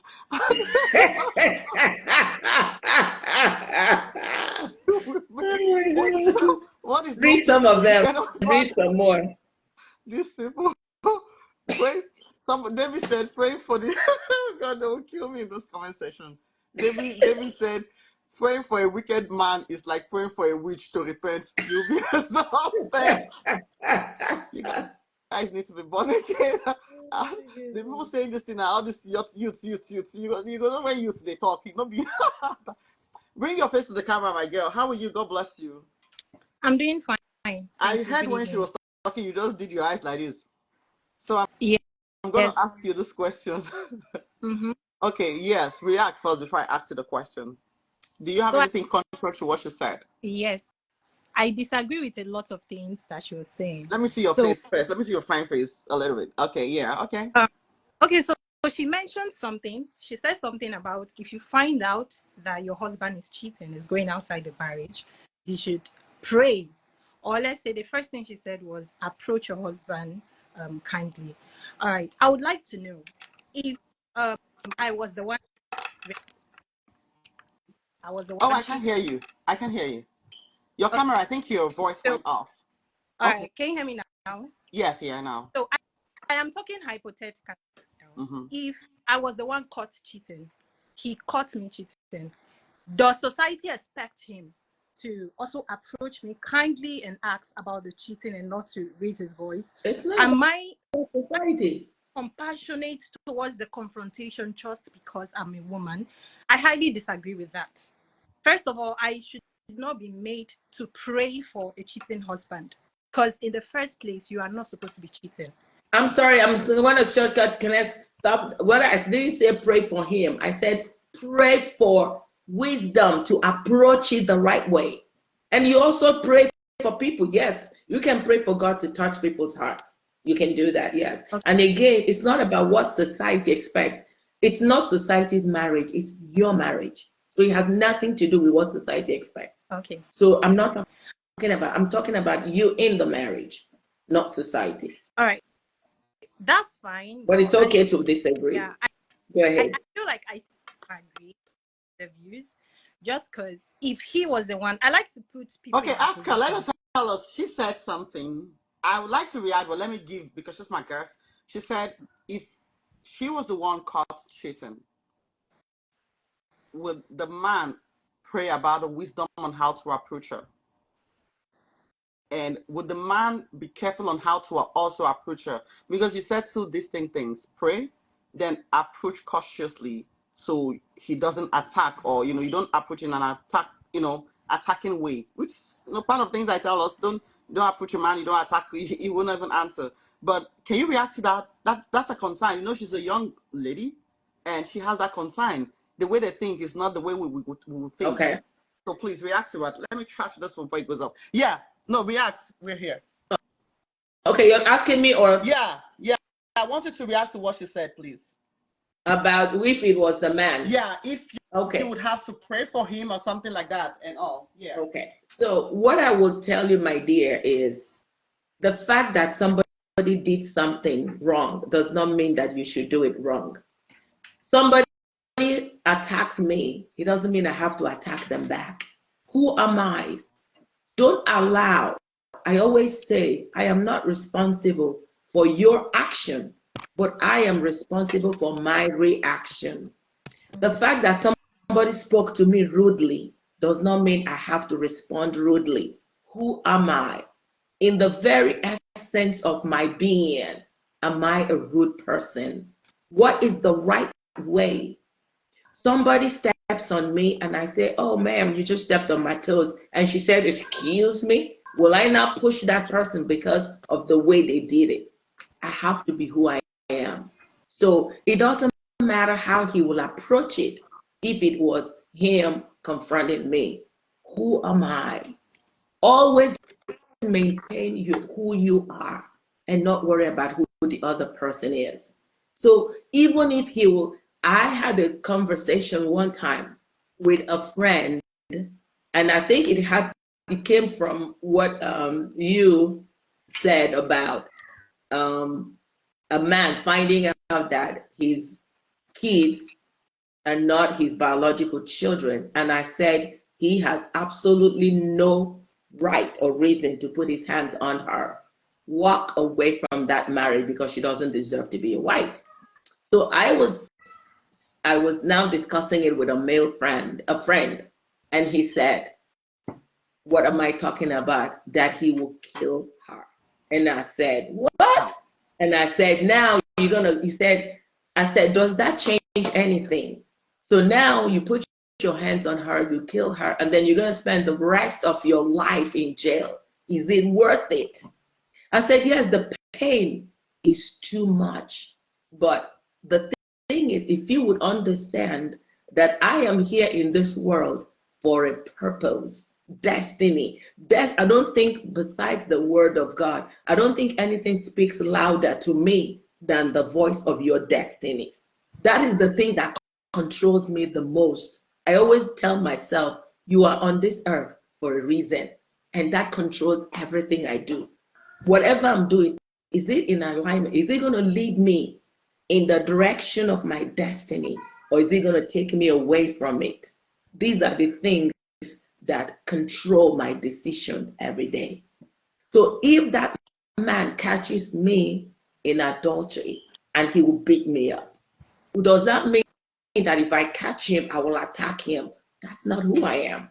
I'm still going to go by the way that I was raised, because I believe what I am doing is the right way for me, because you're going to do things that would also protect your mental health. At the end of the day, you attack that man, you go to jail. You have a record. Look at it's like a dominoes effect. Would you do something today that you look back on and then you'll be proud you did it? Absolutely not. So if a man catches his wife with another man in his matrimonial home or bed, what should the man do? Divorce her. If he wants to, at that talk about point, it. At that point, seeing that, what should he do? What should he do? First of all, he can get out. First thing is get that man out of the house. Not lay hands on him. How you can. Huh? Ask him to leave the house. Of course. What is he gonna attack him? Okay. Because I heard about it. Because if you call the cops, it's not you can say he broke into your house, then it becomes a crime. Other than that, they're not story about the man who caught his wife with another woman and fought, and at the end of the day, he went to jail for fighting. I think some of that's what I'm saying, because the thing is, the only legal case you can have against him is if you say he broke into your home. But if you attack him and he calls the cops, you're going to jail. So you don't even have the right to attack a man you met in your home with your wife. That's what I'm saying. That you can say if he had no weapon, and that's what I'm saying. The only case you will have against him is that you can say he broke in. Other than that, what is it? It's a sin. The law will not prosecute sin; they prosecute crime. So what I'm trying to say is, when things like this happen, do not take laws into your hands. You can call the cops. They know how to handle it. I came in and I found this man in my home. I don't know him. He's not a relative. But if you put hands on him, I don't know how that will be treated. I'm not a lawyer. I'm not in the legal profession. But I'm just saying that do not put your hands on anybody. Do not attack, because in that fury, things may get out of hand, and it may lead you where you're not gonna like eventually. That's my own personal opinion. Okay, so I'm gonna ask your wife was the one that invited him. After Queen, please let her finish. Let our beautiful lady finish. I was gonna ask her the state. Oh, you wanna? She said after all, your wife was the one that invited him. I'm reading the comments. Do you have something you want to still add to what she said? Because I had a question for you. Yeah. Very briefly, I know she made a lot of sense with what she just said, but I still disagree with a lot of things. In the generation, they could disagree. So we are meant to be followers. A man is supposed to lead by example. And me, I like men that lead because I want to follow. So I need you to lead me in a certain way so that I follow you. So if in a scenario that you catch me cheating, and in that scenario you would most likely beat me up, then I want to assume as the leader you are setting the pace for me. So if I catch you cheating, I arrange boys to beat you up. As the leader, you are setting a pace for me. I'm going to follow that pace setting. I'm not saying I wouldn't pray. Of course, I mean, I don't think men should be giving excuses just because they are men. Because I feel that's what our foremothers were doing for our forefathers. They were making too many excuses for this man. And that's why some men feel entitled to certain things, like submission. You are not entitled to submission unless you earn it. Submission comes by, it's natural. If you are playing the roles of a man in my life, I will submit to you. It's not something. A man came to me. There was a man I was going out with. I was dating a few years back. He wanted me to split everything, like even dates, we split it in the middle and everything. And you're asking me to submit to you. What am I submitting to? Poverty. I don't understand. I would not submit to that. You have to lead. And as a man, men provide. Men lead. if you are not doing any of those things, you do not deserve submission. If I am paying half of the, I'm sorry, you would wash half of the plate. If I wash plate today, tomorrow you wash plates. If I breakfast, you cook dinner. That's how it's going to work. If you want to have a hot meal on the table every time you come back from work, make sure you are paying 100% of the bills. I also have blood running through my veins. I am a robot. I'm not going to pay bills and then come back, do all of the chores just because woman and man. I'm giving it, and I want to show the society that I'm a woman. Oh, I don't Can need. you be a little bit audible? I can't. Is it me that's not hearing No, you I or can something? Your hear voice is her. I breaking. can hear her. She's Okay, cutting off it's a my little phone. bit, but I can hear her. Yeah, you're cutting off. That's the thing. Okay. Yeah. So I But was if saying you that I don't were need here, the society. sorry. I'm a good woman. I don't need the No. society. I'm a good woman. I don't have anything to prove to the society. At the end of the day, the marriage consists of me and the husband. If cheating is a deal breaker for me, I'm not going to listen to what any other person says. Once he cheats, I am out. And I know women. But is it a deal breaker for you though? I have friends who cheat back, and I don't castigate them for it because I feel like in certain situations, men deserve women to cheat back. Okay, can I stop? Can I talk to you right there on that? See, one thing is, I think if you were here from the beginning, what you've said, we've said it all the while, that a man, if you want a woman to submit to you, you have to step up and be the man. You cannot expect her to work and still come back and cook and clean. No, if you want her to stay home and cook and keep the house clean, step up, do more. All this you said, we've already covered that. Now you said when a man cheats, you have friends that cheat back and you don't. I have 100%, I'm 100% against that, because you don't do stuff because somebody else is doing it. So if a man crosses the road and the car hits him, then you cross the road too. See, one thing people don't understand is, if you understand that as a woman, this is my body, I am a high value woman. Not just any man can touch me. It doesn't matter what your husband does. If he likes, let him sleep with a million women. No other man should touch you, because you understand this body is precious and it's not for every man to touch. But should a woman be with a man who is sleeping with every woman? I'm sorry, what did you say? Should a woman continue to remain with a man in a marriage that sleeps with a million women out there? No, no, that's not even where I'm going. No, I'm going in the direction of her saying it's okay for the woman to cheat back if the man is cheated. And I'm saying under no circumstance for me would a woman cheat, because I am looking at myself. I'm not even doing it to get even with him. I'm doing it for me, because I'm looking at myself that this body, I treasure it so much. It's not just, nobody can just touch it. So do I believe if I know that my husband, because when you talked about a cheating husband and I said I've exhausted and he's still cheating, am I still gonna say no? Because number one, it's disrespectful, and we understand the dangers. And I tell people, just as you have, you can contract diseases from sleeping with someone that has multiple partners. It's even spiritually more dangerous, because these are gateways to demonic oppression. We have things that run from the bloodline. So every woman he sleeps with, he contracts whatever runs in her bloodline. And when you sleep with that man, you're so taking it. It's a very dangerous thing. So am I advocating that you should stay? No. What I'm saying is, don't just say, oh, he's cheated, therefore I leave. No. You know that you put in the work, but he's still bent on his ways. Then go. That's what I'm saying. And I even said, even the Bible will okay, because the Bible says on that grounds, it's okay to have a divorce.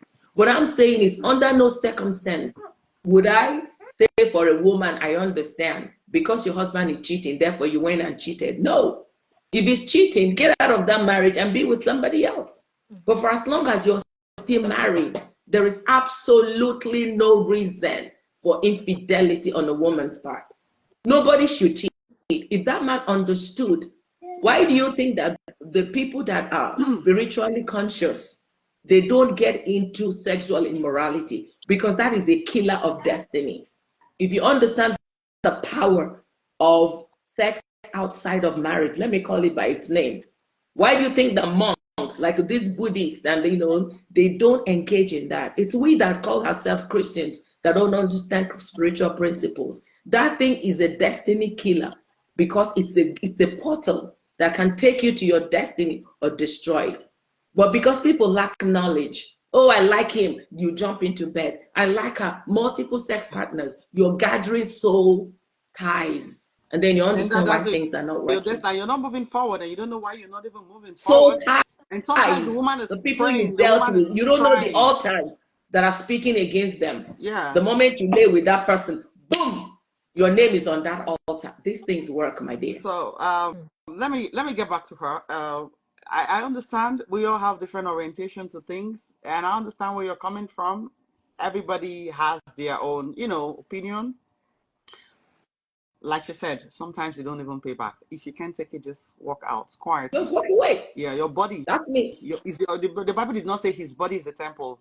The Holy Spirit don't deal with you how the other person, like, you're not going to do something right now and tell God it's because of the other person. He don't see it like that. So your You body stand is for the yourself. temple of the Holy Ghost, not his own body. You do things for your own self, not because of him. He may not even be deserving of it.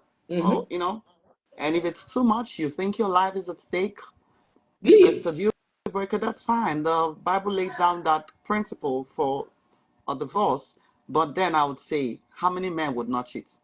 Almost all of them do. We can't even vouch for any of them.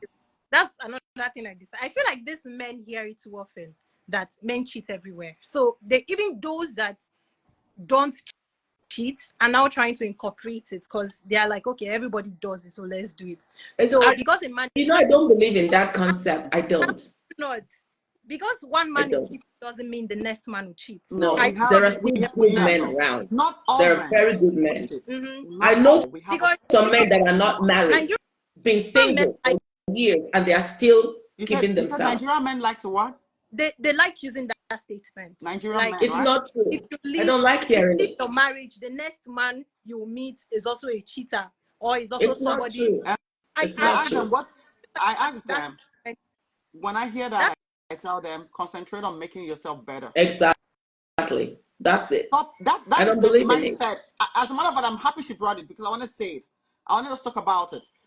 Every time I see her on the comment section, she leaves and go become a side chick. And that man, which one? They do what we do. All men. She leaves. Concentrate. No, they need to speak for yourself, not all men. There are still good men. And that mindset is a fixed mindset that is affecting the generation we are in today. That men are proud of those things and tell you, hey, you go live, go become side chick. Is it not another man like you that is making her the side chick? And what makes you think that every woman that lives becomes a side chick? You should be ashamed of yourself that she even left you to become something degrading than you. True. If your wife left you to go become a side chick, the shame should be on you, because being a side chick is more degrading than a wife. Yes. I'm telling you. True. So the shame is even more on you. True. Because you were not even what a husband. Imagine it is it is even more degrading. True. It means you're worse than the man that is keeping her as a side chick. The man should not even open his mouth. True. I'm telling you, that's the truth. Because when I start telling you people this kind of thing, maybe you begin to think when you come to my comment section or something and tell me she becomes a side chick. It is more degrading to be a side chick than a wife. And if they left you a full-grown man that you call yourself a man, and your wife left you to go become something as small as a side chick, you have failed. True. She did not fail. You failed first. I'm not trying to attack you. I'm just trying to say, if you think like this, and tell yourself that if I leave my wife, if I maltreat my wife, if I let her get out of my shores, and she goes, I feel that's a husband, and she goes become something degrading, then I feel that's a husband. Being a wife, you failed as a husband. True. Let's start taking these responsibilities. When we become responsible for the things we do, I'm telling you, a lot of things will change. True. She said something that it is not a man's right to demand submission. Actually, it is your right to demand True. submission. She's right. That's She true. may not have said it the right way because she's young. It comes Naturally, naturally submission by you has to being the come man. because it is God He's that right. God is the one that says the wife should submit. You are not the one that's asked her to submit, so you should not demand for it. God demanded for it. Yes. God asked her to do that to you. So if she does not, she has God to answer to, because she has to go True. back to the maker, the creator who asked her to do something and she did not. It is like a father sending the daughter to go and buy market. It is not you that sent her the message, it's God. She has to do what God has asked her to do, irrespective of anything. True. But do you know what? You know, I love God so much because he knows that argument like this will come up. He also tasked us with something, that is love your wife. Do you know what is love? Love is even greater than submission. That love, inside that love that God told you to love your wife, submission enter inside. When you love somebody, you're loyal. When you love somebody, and even said, just as I love the church and gave my life for it. When you love somebody, you give your life for them. Giving of life is submitting. When you can give your life for something, it means you can submit your life for it. So that is the greatest submission we can think of. So do you know where the greatest submission comes from? It's from the man. The greatest submission comes from the man because God put it all in love. Love, they said, is the greatest of all things. I want us to understand the Bible like this. You have to understand the Bible, from the perspective where you give and not where you control. From the perspective where you are the giver and not where you are the taker. Don't demand to take. It will be given to you. You understand? And then to the woman too. What time to rotate with man? To the woman too. Sometimes you're telling yourself that he doesn't love me enough to end my submission. It is not in your place to say he has not loved me enough to end my submission. Shay, the man was created by God, right? Do your part. Submit. The Bible said that by your submission, even these men that are rebellious, that are wicked, sometimes when you continue to be kind, they would have a rethink of their action. Sure. Do you think that blood does not flow in them? No. They would have a rethink of what they are doing. Sometimes where we conflict things is we're expecting the other person to take the first step. We're expecting the other person to do what is right before we do what is right. It's not. No. Continue to do what is right. And let me tell you something. The women who were nice to their husbands, the women who were mothers and wives and good to their husbands, and the man continued to be bad to them, just make sure you don't have a place where you're found wanting. God got your back. If that man trashes you, I tell you, God got your back. You will not be stranded. True. In life. He is there with you because he knows that the aspect where he commanded you, you kept to it. But he did not just keep to his own path. Let's not do this payback and payback thing. It doesn't help in marriages. I'm telling you, it's not like we're trying to tell people to be stupid for the man. No, we're just trying to say, see, life can be easier if that's why Jesus Christ said, because of the hardness of your heart. If only we can loosen our heart and not be hardened. If only we can actually listen to God and not ourselves sometimes, or the other side of part of ourselves that tells us do back. I mean, if only the hardness, just loosen up a little bit. Sometimes just take some cold water and just chill. When you're angry, just chill. Don't do the payback to my daughter. She said, I have a question I wanted to this one, it go hard us to deal with. Her issue will be continuous counseling. Question to ask. Okay. I had a question for you, but yeah, ask me yours first. Yeah, so Nigerian men, when you ask them, why do you want to take a second wife? They'll tell you, because I can take care of her. Like when you open comment sections, you'll see where they always say, as far as I'm the one providing, or this is my roof, this is my house, and I can cater for, if I can cater for 3 wives, then I deserve 3 wives. I feel like that's the only narrative they like to bring up in order to defend the whole trying to make them entitled to more than one wife. Now, I want to know, what if, because I'm also in the working force, right? And I make my own money. What if I'm making enough money to cater for more than one husband? I'm ready to pay groom price. I just want and what I also tell the society is that I can take care of them. I can clothe them. I can feed them. So I'm entitled to 2 husbands. Why would the society look down on my request, but see it like a normal thing for That's a good question. 2 wives just because he can cater for both of them, but I cannot get 2 husbands because I can cater for them? I want to know, because I also want 2 husbands. If our Nigerian men want 2 wives, I want 2 husbands. I can take care of them. If it is their breakfast, their lunch, their dinner, I will do that, no problem. Just give me 2. Our Nigerian, so I want to know why is it sounds, even coming out from my mouth, it sounds a bit abnormal to want 2 husbands. But why is it normal for Nigerian men to demand 2 wives just because they feel they make enough to cater for 2 wives? Okay. Reacting to your question, that's so funny, and all week. Yes. Now, you are not the man, oh. You are a woman. As women, we have our virtues. As women, we are built differently. And let me even ask you, if you have the money now, let's say there are no societal norms or cultural beliefs, can you actually have 2 men touch your one body? I'm just asking a hypothetical question. Yeah, I know, but it's normally, sir, it's kind of, I don't know, irritating or something like that. Having more than one person touch your body. So normally women will have virtues, and that's why you talk about the virtuous woman. And coming, tracing antecedents and the biblical whole thing, we didn't have record of women marrying husbands that were more than one.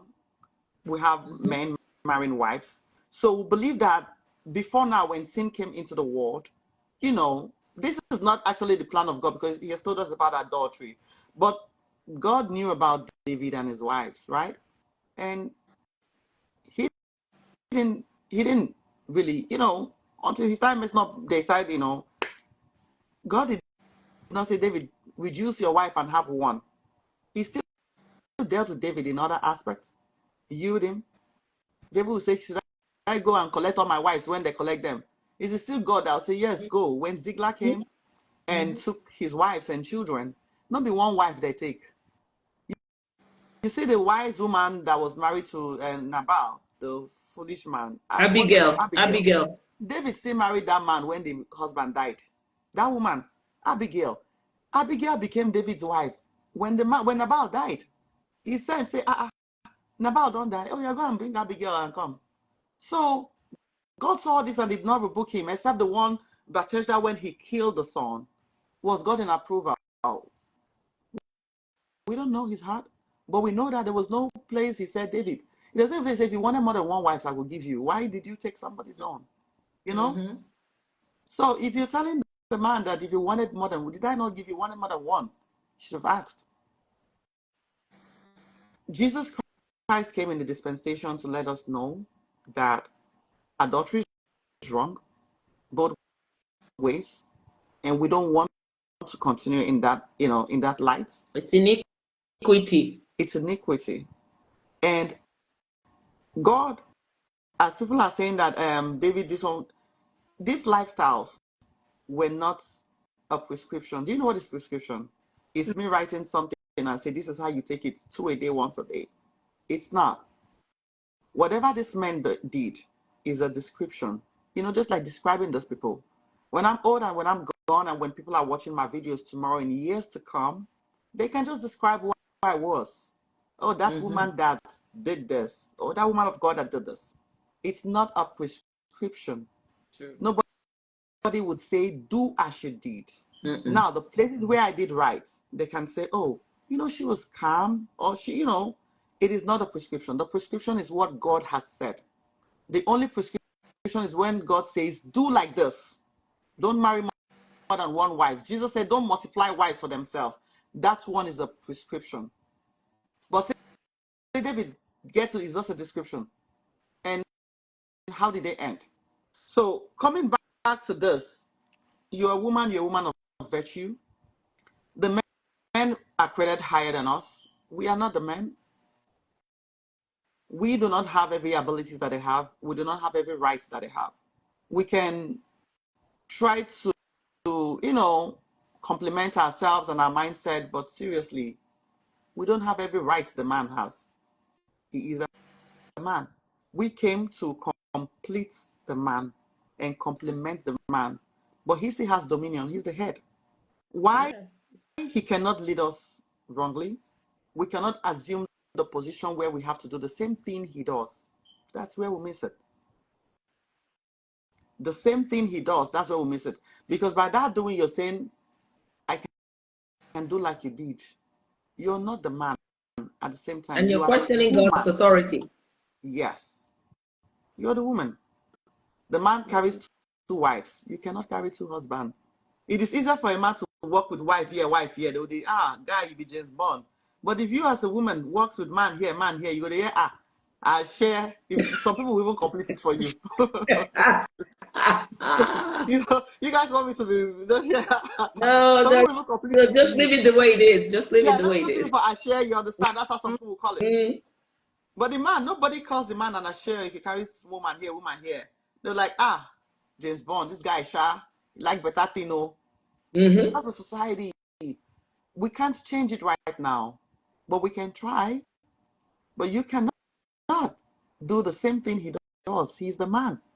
And because we don't like feeling filthy, the men don't care about filth. Men, that's what gives them egos. The woman of God here said something that a lot of men suffer complex. We don't. Women, we don't.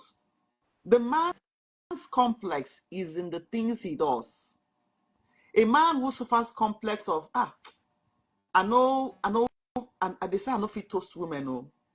Debbie, you are going to go on probation for putting that word broadly on my comment section. That man, we feel like saying never satisfying wife well, is the man that cheats on the wife. I'm telling you the truth. A man that, men do things based on their complex. I'm telling you. Some men are not proud of themselves, so they hide these complexes on the things they do. I'm telling you. Most of the men that cheat on their wives are the men that are underperforming on their bed in the house. Their complex is what you're seeing them do outside. Some of them, they've not satisfied their wife finish in the house. They are still carrying the thing outside to share. It's their complex you're seeing. I just hope I answered that a little bit. But don't worry. I know what you were expecting. You'll come again live. You ask the questions, and I'll answer more. I have one question for you before you go. I know the guys are saying, Mama Picasso, this is a woman. Today, when I go to the comment section, if you find out, okay, first, where are you based? Lagos. You're Lagos, okay. You married or no? No. Okay. If you find out that the man you're getting married to, or you're married to, Mama, no vex, I'll help you finish up. The man you're getting married to, you bump into his phones, and the phone has, a lot of nudes and women texting and relationships. What would you do there? I'll end right it. there. I'll end it. And you end the relationship. Yes, I will. This question, I don't know. This question sounds giving me, I don't know, because this thing you've actually asked has actually happened. I was dating a guy until 2 months ago. I went into his phone and he has my password. I have his password, but I've never thought to go through the phone because trust is there, and he doesn't look like somebody who would cheat in the slightest. So I let it rest. When I read the comments of how Nigerian men like humanizing, I'm like, I don't believe that because I have a man who doesn't do that, right? I thought I had the exceptional one who doesn't. Until that very night, I was like, okay, my phone is low. Let me just go through his phone. Quickly call my mom. I'm going through the WhatsApp and I'm seeing this lots of messages where girls are charging him for a night. So he's literally going out and picking up literal prostitutes and sleeping with them. I still have the screenshots till date. So it's like when we talk about chronic cheats, like chronic cheats. If you go to the dictionary and you look for chronic cheats, is his face you see there. Immediately, and the idiot was sleeping. Oh. Immediately, I carry hand. You Like even call him idiot. Oh, Jesus Christ. I slapped him out of. The moment he woke up, I was like, oh yeah, see my bag. I'm about to leave. I'm going. And I just dropped the phone in front of him. For me, cheating is a deal breaker because I've gone out with men who never cheated. I know men who do not cheat. Like, it's a discipline for them. So for you to tell me I should normalize cheating, like, because my man is marriage is not a trophy. That's what I need women. People may think, okay, maybe I'm too young to come to this conclusion. I'm 24, but then I shouldn't be talking as if who is like, I've experienced marriage or anything. I have seen this, my eyes have seen Shege. Do you understand? When it comes to this man. And I can boldly say, marriage is not a trophy. You are not going to put marriage on the table for me and say, I should do this in order to get married. As if it's some sort of trophy. I would not do that. Because even the marriage we are talking about, it's going to benefit you. It's going to benefit me. So why is it a trophy to me? Why are you talking as if you are doing it as a favor to me? And then people are like, okay, it will take before you go enter husband house. Excuse me. I want to enter CEO seat. I want to sit down where ministers are sitting. You are talking about entering husband's house as if it's a trophy. It is not. Marriage is not a trophy whereby I should see blatant red flags and jump inside because I want to be called a missus. I would, even if I marry at 30, I will still keep to that principle. Once you cheat, I am out. Because I know I will never do that to you. So once you do it to me, I'm out. Like, out.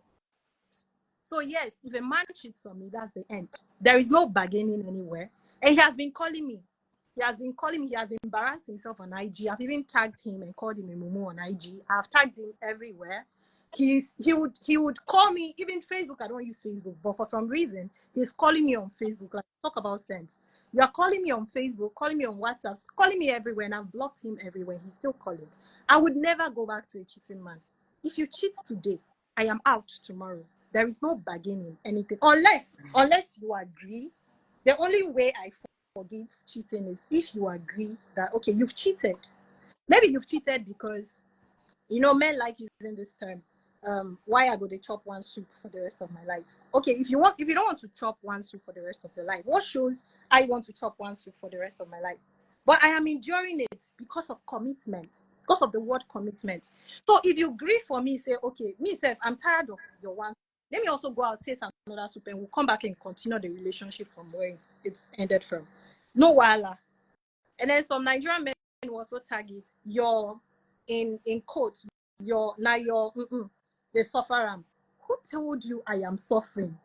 Who told you if out and do something outside a relationship? Who told you I am suffering? When you were doing it, it wasn't termed suffering. But for some reason, when I do it, it's termed suffering. Why?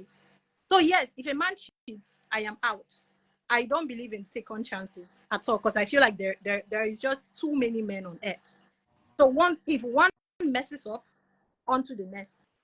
And I don't care about any stigma that people try to put on that, if you leave your man because he cheats, the next man that you will meet is also going to cheat. I don't believe in that because I have dated men who never even looked at another female before. So yes, once a man cheats, that's it, John. If you had children, you would look beyond the cheating. At least you would look at attitude and how he went about it. You don't think so? If I had children and you cheat on me, in fact, I would even leave faster than I would have left if I was single. Because I'm not about to set an example for my children that it's okay for them to stay in an environment that lacks commitment. I would not stay because of my children. I don't want to say this in a public space, but I have had a situation happen like right before my eyes, like very, very close to home, where it's like one of the men that I trusted the most, I'm talking about a family, has gone outside the marriage and messed around and came back. And the woman is saying, because of my children, let me endure. And mind you, this was enduring since the children were kids. Now the children are in the university, and she's still saying, because of my children, I will stay. Madam, your children are in the university. They are old enough for you to explain to them that you are leaving because there is no commitment. You're leaving because there is no loyalty. There should be no excuse. No, children are not going to be an excuse for me to stay unhappy in the marriage. Because who knows, if I leave you, I might meet $10, and my children will be happy I left you because now they are in $10's house. So why should I be in the marriage and die because of these same children that will probably be happier in another home? So children are not going to be an excuse for me to stay in the marriage. I'm sorry. Once you cheat, I'm out, children or not. And that's on. She said if she leaves, she might meet an $10. Yes. This generation. Yes, I might. This generation go hard also. You see the mentality now that she will leave and go and meet a billionaire. Yes. No, Jesus so why should I inside your, probably maybe let's say your 1-bedroom cum and suffer inside your 1-bedroom cum when I could leave you when you've just cheated on me? I could leave you and meet somebody with maybe a 7-bedroom house or something. I'm not going to sit in because of my children. I will give my children a better life by living and providing them with a better man to call a father. And that's so are you going for the man because of material things or because of destiny? Let me put it that way. Or because of love? Because you say, why stay in your konkom when I can meet a man that has more wealth? So is that the reason? Because I think that's one of the reasons marriage break. Okay, people are not looking at character. They're looking at because that's provision instead of promise. I don't know about other people, but for me personally, once you hurt me at a point that is like, for me, it's beyond returning. I cannot come back. It's like a no point of return. Once you hurt me up to that point, I see you like I see a stranger. The love automatically disappears.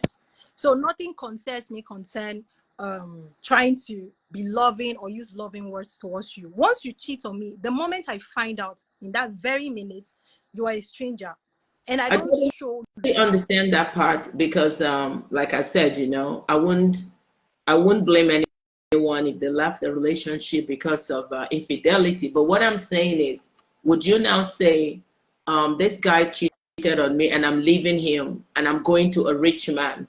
What if that rich man would also cheat on you? So are you going for wealth instead of values? That's my question. What if the rich man, the $10 or the rich billionaire? Exactly. What's the guarantee that he's not going to cheat? So are you going for wealth or value? What do you value more? When it comes to guarantee, if the $10 is not going to cheat, that's where prenup comes into play. For me personally, I'm not going to marry anybody without signing a prenup. We'll sign a divorce agreement. If I find out you're cheating on me, I go with 50% of what you have. So you move to the third person. If I have 50% of what $10 has, when I leave him, that's the second person who is the $10. If I leave with 50%, so it's about wealth. Why do I even need to move to another person? No, what I'm saying is, now this person you're married to, you find out that he cheated on you, you leave him and you go for a rich man. My question is, what is that guarantee that that rich man is not going to break your heart with cheating? So you don't care whether he cheats or not, as long as you're going to get part of his money. Is that what you're saying? That's not true. Of course, the cheating is always a deal breaker. Whether if the man in question is wealthy or not, cheating is a deal breaker. For me, in picking partners, I don't look at wealth. Because I'm hearing wealth. Well, that's why I'm asking the question. Because I would think I would be more careful in getting to know the person and their values. I do understand that you can 100% say what the person would be tomorrow, but it's a little bit predictable when you understand consistency. Did you hear what she said, woman of God? She's a young girl who is trying to cover all. When I listen to people, I listen so deep. She's a young, I don't care what people call her. She's a very young, intelligent girl. That's where the coaching comes in. That's where the coaching will come in. I will talk to her. I will follow up on her. But you see this girl you're seeing on the screen? She's a young, smart, intelligent girl. You see the Yes. mistake that some of us we did or we made. She not gonna make harm. Mhm. If you like, go and if you like, go and cry blood on the comment section. She will not make it, because so many of us saw red flags in our men. We entered. Some of us will come out with nothing. You see how she's covering her part? You won't marry me, Abby? We will sign prenup. Part of the agreement is if you cheat, the marriage is over. I go out with 50%. That's taking care of the poverty side, taking care of the other side of it, So when she said the $3, listen to what she said. Prenup, 50%. She's a billionaire already. I'm not saying go for money. Like the woman of God is saying, you go for value. It's Mhm. greater than wealth. Money don't even make nobody happy. No. Money don't make people happy. You know, there are And you might sometimes not, you're who lonely knows if the even person without will be money. alive to even enjoy the money. Yeah, exactly. Sometimes I've seen people with money and they are so lonely. You ask me, no, it's not going to be about money. It's going to be about value, core values. Do we share core values? I'm a preacher. Do you like God? Would you stand? You understand? Those are the things. They have to be core value based on what you do, who you are. He's a Yes. preacher. Would you stand by what? Do you people share dreams? Do you people share values? You don't like cheating. So if you left, I would suggest that if you left your other husband because he was a serial cheat, don't get married to another man that would likely cheat. Mhm. True. Whether he has money more than your other husband or not. Because you ran away from this thing, don't go into it again. Mm-hmm. You understand what I'm saying? Yes. I would rather leave a man that cheats and marry a man that don't have as much as the other man had but doesn't cheat. Exactly. That's For core peace of values for me, mind. for peace of my mind. Mhm. You understand? Yeah. So, but then I would say she's an intelligent girl. You all can say Yes. this, that. Absolutely. She stands by her this thing. Ooh, I'll talk to her. You text me, and we'll talk. But she's smart, Mm-hmm. and the mistake some of us we did, our mothers did, she would likely watch and pray not to do it. So you guys want to come to her life, you have heard it now. Her deal breaker is cheating. Whether she has 5 children, she will leave you if you cheat. So if you want to Instant. marry her, just get married to her and don't cheat. Some women are firm like that. I know a woman. Okay, I will never say I know a woman. Ms. Nena, my money is my money. A woman. She's married to the man that compliments her. She compliments him. They love each other for years. The man understands this is my wife, and she understands this is my husband, and they compliment each other. I'm telling you, so many women would dream to be with a man that has her husband's kind of mindset. Do you know how? She didn't even know what the future holds. She was dating somebody, or somebody was coming to get married to her, and this person get money. He's an Igbo rich man. One day he came and said whether she know make meal for her or whatever, and she said the man slapped her. Only one slap. This one slap that so many women have been chopping 20 every week. Mm-hmm. In a fiancé or whatever, only one slap, they slap Nina. She packed her load. She left that relationship. There is nothing this man did not do. She said, if you slap me now, because I want to get married to you, how many slap will you give me when I'm married?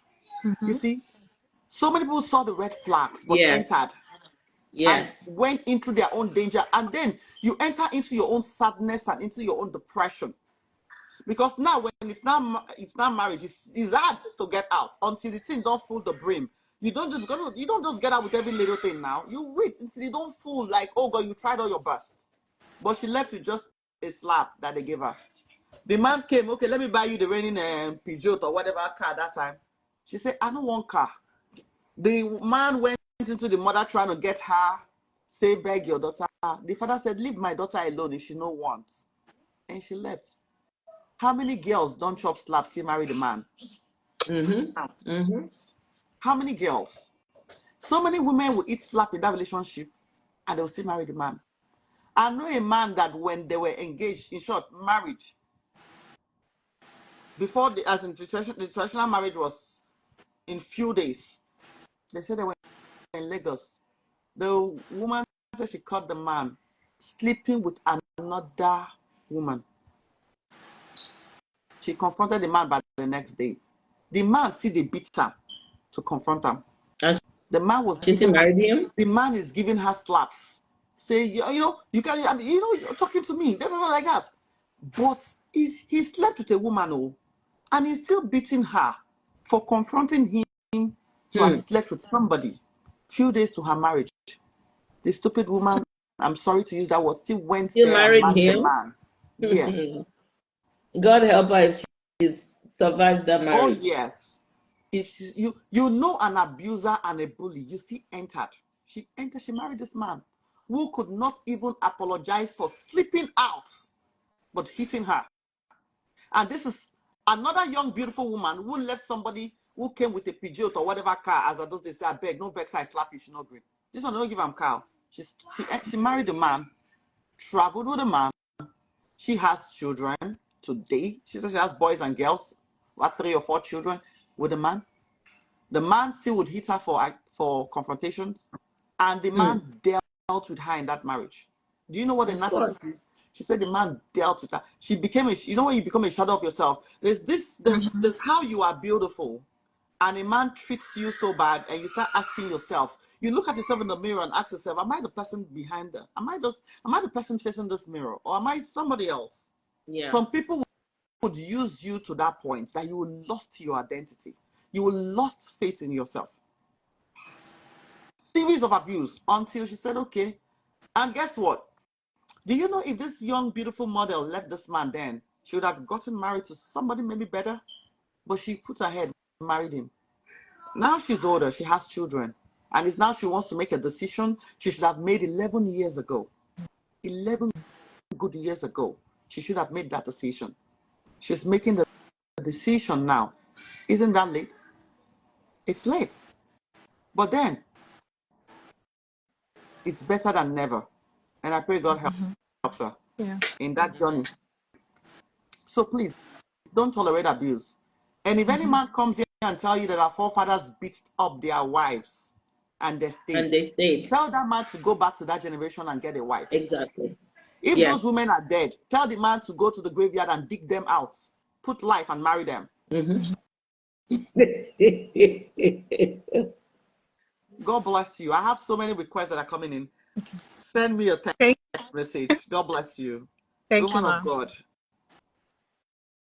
I know the comment section will not agree with everything we're saying. Doesn't matter. It doesn't matter. We are late. Prof OT, I've been trying to get you in. It's just saying you're unable to join me, but I'm so happy that you tried. I think next week this topic we've not even exhausted it.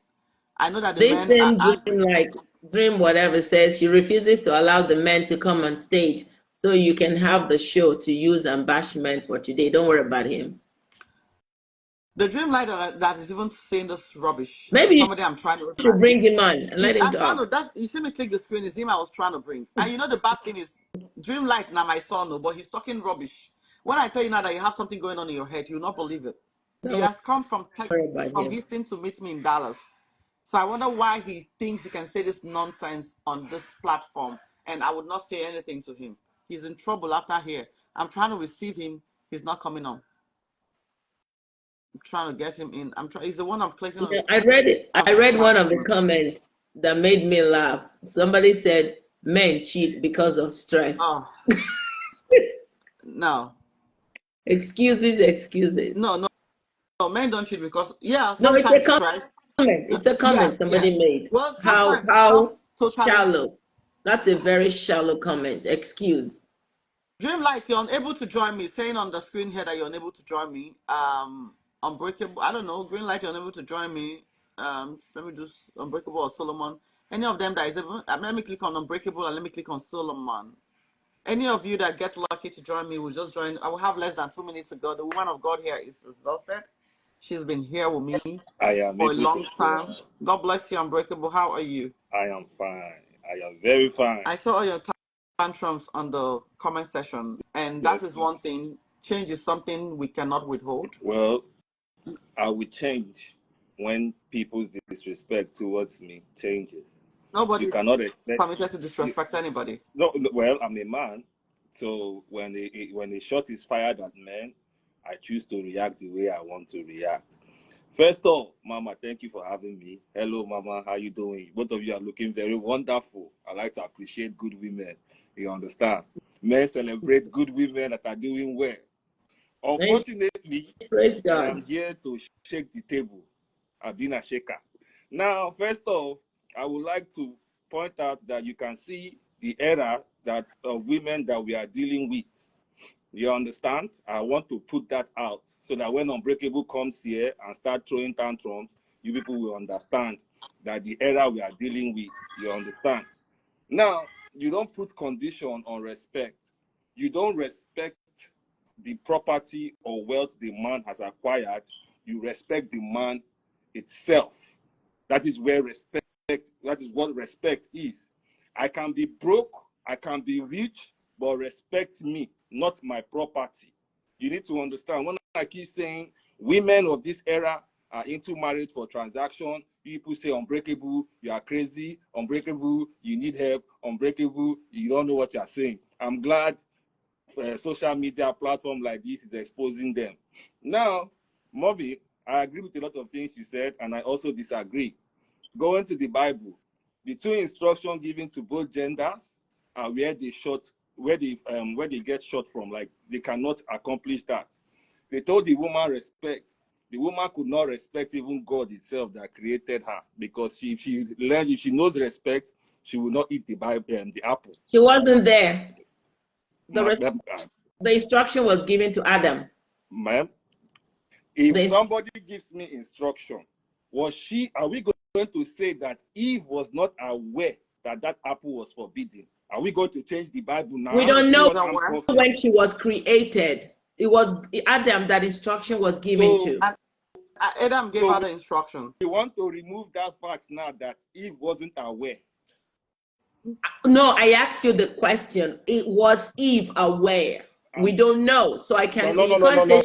If we say we don't know, then I have a problem now, because no. Speak what is in the Bible, clear, because the instruction was given to the man. When Eve gave Adam the apple, did she tell Adam that if you eat this Bible, you will become wise? If this apple, you will become wise? It said the devil told me. Did she? I repeat.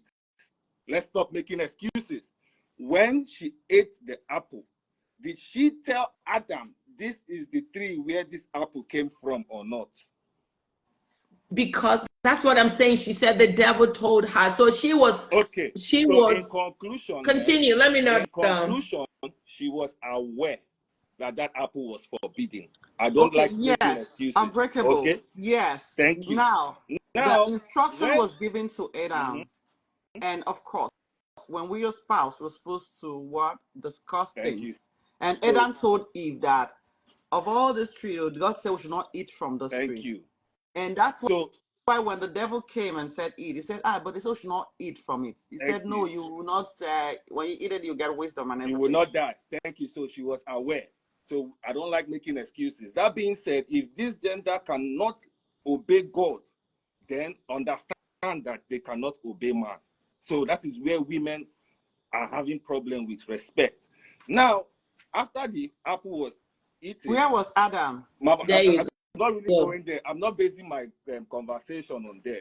Now, when it came to the man, when Adam was, you see, you people have selective. Not selective. I'm just pointing out. See, when I was talking, I was saying the truth based on both genders, but you're talking about women. No. That's where I'm coming from, man. Now I'm coming from the aspect of man.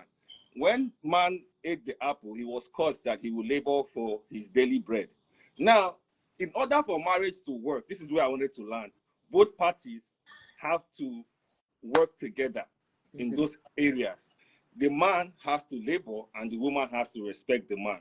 Sometimes when the man doesn't have and the woman has, the woman also has to help and respect the man, which is impossible. Like how our sister came up here and said it, that I will not respect. It's not impossible. It's not impossible. I've known women who are doing it. It's not impossible. We're all married. It's not impossible.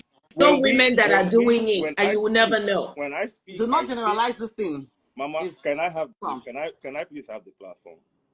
No, you can have the audience talk, not the Audience, platform. I thank don't you. give Not you the my platform. platform. Can I have the audience? Good. When we talk, right? I was listening, and I always specify this: the era that we live in now and your era are not the same. I was watching both beautiful ladies looking at that young lady speaking, and I'm not coming for her. You people looked at her and the things that came out of her mouth, and I was like, I don't even have to say much. She has already shown the audience the type of mindset this generation has when it comes to marriage. I will marry this one. If he cheats, I will look for somebody better, and I will make him sign prenup that if he cheats, I will go with half of his property. Does that even make sense? And we are telling ourselves that she's intelligent. Where is the intelligence coming from? Excuse me, was that addressed or No, not? it was addressed, but my point is Okay. I'm trying to point out the mindset. Even though it's addressed, that is the mindset that this generation has that has made marriages fail and difficult. That is the So point. why? That Okay, is does the where man have to cheat? correction and teaching comes Because in. So is the Hold mindset on. of your the forefathers man that has to Does cheat. Now, the man? Unbreakable. yes, ma'am. Do you approve the man cheating and the woman staying? I do not approve cheating So or abuse So in when the any man form. cheats, what should the woman When do? the man cheats, what should the woman do? Forgive. The highest respect a woman can give to a man is her pum pum. Her what? Her pum pum. I cannot use the word. Her titi. Okay. That is the highest respect a woman owes to a man. You respect everybody's thinking is, let me cook, let me sweep, no. The highest respect a woman can give to a man is her body, for God's sake. And the moment that body is defiled, it becomes a problem to the man. Now, she also mentioned, right? I am not deflecting. Why So can't no, I'm we? asking if the man now cheats on the woman or on the wife, Okay. what should the woman do? Now, I cannot tell the gender or I cannot tell a person how to react to disrespect. So why are you now telling? Why do you not have an issue on how she reacted then? I have an issue because cheating in both genders are different. If we cannot state the fact and remove religion out of it, cheating in both genders are different. Asking you now, if a man cheats on the wife, okay, what should the wife do? I cannot speak for them. How can I tell you what the woman should do? If the woman values her marriage or if she thinks there's something better out there, she should do what pleases her. I cannot tell her what to do. But logically, men are scarce and rare. You see the mindset we're talking about, man of God. Are rare. I'm going to explain. I am going to explain. If she thinks that the next man, because when I say this, you'll be like, oh, let us stop worrying about the next man. If she thinks the next man will be better, but we address that there is no guarantee that the next person is not going to cheat. So go for value. So why do we I don't have a problem. Have a generation of men that are saying that the next person after us will not be better? It means you have just categorized all of you as deplorable. Is that what you're saying? Next generation of women better? No, now you're talking. See, I want this mindset change where we are telling ourselves that we can do better. Mama, you cannot change. I'm telling you the basic truth. It cannot be changed. Because if it can change, it's an individual decision.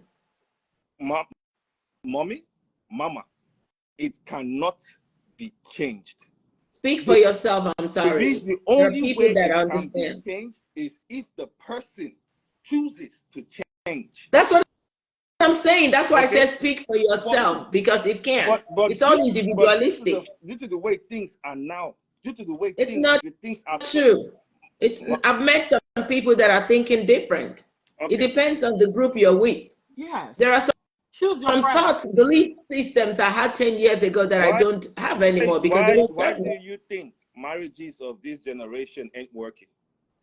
Because people are going into marriage for the wrong reason, just like we address. Some people, it's the money.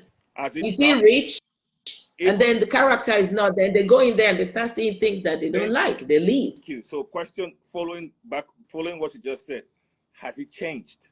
And because some It is people too changing want to because people are control. becoming conscious. If The it's statistics changing, may still be low, but it is if it's changing. changing, it's due to the fact that they're getting older. Change is not an overnight success. It is because they are now aware, That's and time is running what I out. said. They are becoming aware. You're using my word. Exactly. But Unbreakable, let me just tell you something. Okay. You see, the generation of women these days has eaten another apple. Yeah, They don't wise join. they don't That's wise. the problem. And that is why men That's, are not I'm married. telling you, that's the That is why problem. men are choosing not to Let me get married no more. tell you the truth. She said something that they're enlightened. That's like They're not Apple. They have enlightened. more wisdom or something. You know, they've gone to school. You know, so there's more awareness. There is no When you want to hold people it's captive, let me stupidity, tell you, hold mommy. on, Unbreakable. When you want to hold people captive, keep civilization and education Yes. away from them. Do you know why the likes of Atiku came out and said that 90% of his votes are from people who never even got to social media, who does not even have TV? And that's why they can lure those people in the north to give them the votes, because they don't know nothing. They are not on social media. They are not on TV. They just get the crumbs that they get. So you can always subject them to doing what you want to do. Mm-hmm. When you take away these privileges of civilization and education, you keep people in that bondage. And that's what is happening in the north. Now, when you give them education, you give them civilization, you empower them. Yes. Just like even Israelites too, God himself said, go and liberate my people from this bondage. There are certain things that is bondage to us. I want us, as the women, I'm trying to say, don't get empowered by education and civilization and think you can get to the point where, because at the end of the day, the final this thing is from God, and that is his own command. Submit. So whatever education and civilization you get, it does not place you above the man, your husband, or think Use you it can to build over your him. home. Yes, it must not place you there. But do you want to remain in the dark? No, they are coming out of the dark. Do you understand what I'm saying? And they are And the coming men out, too. mama. Civilization, they have gotten it. But the one place they don't want to get civilized is that place where this, just like this mindset you're talking about, cheating, abuse of the woman and ruling over. She said, lead your wife. Don't rule over. You can lead your wife. Mama. Women want to be led. Women. Do you know what it means? Like, oh, my husband is my this. Mama.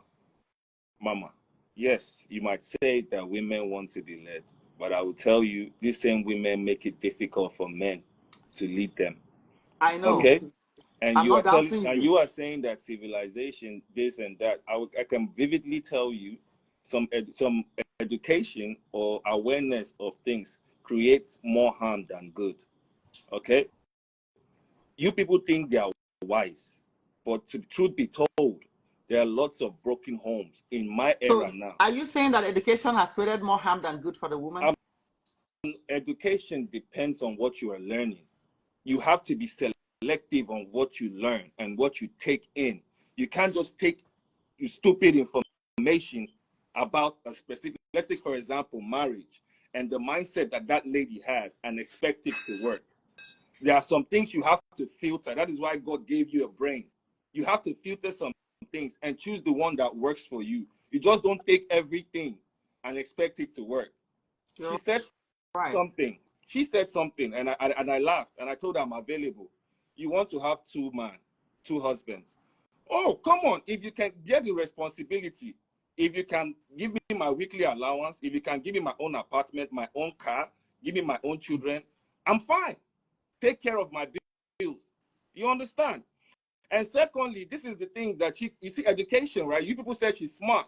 Now, if she has multiple spouse as a woman, and she's at heat, right? And all of them rams through her. When I said she was a smart girl, it was not when she said multiple this thing. She said getting into marriages, this is what I would think. When you say prenups, don't mama, cheat, that's what I said. Everything she said here, and I'm not attacking her. Young lady, I apologize. I'm not attacking you. There is nothing that came out of her mouth that sounded intelligent to me, truth be told. We all have a definition of intelligence. Just like you're talking now, you're thinking you're intelligent, but some people was like, because not. You have to see, we have to look at reality. Factual. It might not be intelligent because it doesn't suit you. Because many women, it doesn't go your way. Mama, if somebody comes up to your platform and tells you why can't women marry 2 or 3 husbands? Does That's that person totally sound wrong. intellectual? That's deplorable. If That's somebody one is comes a to your no-no. platform and tells you, I will divorce my husband because he's a cheat, and I will remarry somebody way richer than him, and if he cheats, he's gonna I will take half of all he has. No. Does that make sense to you? So that, see, now, because of what this platform stands for, Christianity and godliness, none of those things did I applaud, did I? And none of those And things that's will I what take. he's holding on to. Yeah. We And addressed you're holding on to it. Yes. We advised her. That's not. And I said, text me. Like the same time you came here first, you know your own beliefs. I said, text me. I've never been in support of them. And I keep telling you, regardless of my relationship with you. So I would not condemn anybody because we all have our own opinions, but I'll tell them when it's wrong. And I will try to fix them. Fixing them is reaching out and saying, hey, you can, if you like, blast her from here to tomorrow. She's told you I'm what not you blasting want. her. Mama, But how do we change pertaining, it? By at the reaching end of out the and saying, day, hey, it's not she's entitled right. to her opinion, which if I came out wrongly, I apologize. But a lot of things she said was wrong. Pertaining the topic, I would say 7 pillar. If you like, you say no to whatever. That's your pertaining business. to the Baby topic, mamas. all I could say about mindset is if people tend to treat other people the way they treat themselves, life will be easier. God bless you. Okay, that is, you know, the best statement you just made out of this whole thing is if we try to treat others the way we expect to be treated, life will be easier. You just close this platform again today for us. So we'll meet again next week. Thank you so much. Thank you, one of God. I'm so happy you joined me next week. Oh God, we'll do this again. And thank you so much to Unbreakable. You be just good, said Joe. the wisest thing here with empathy.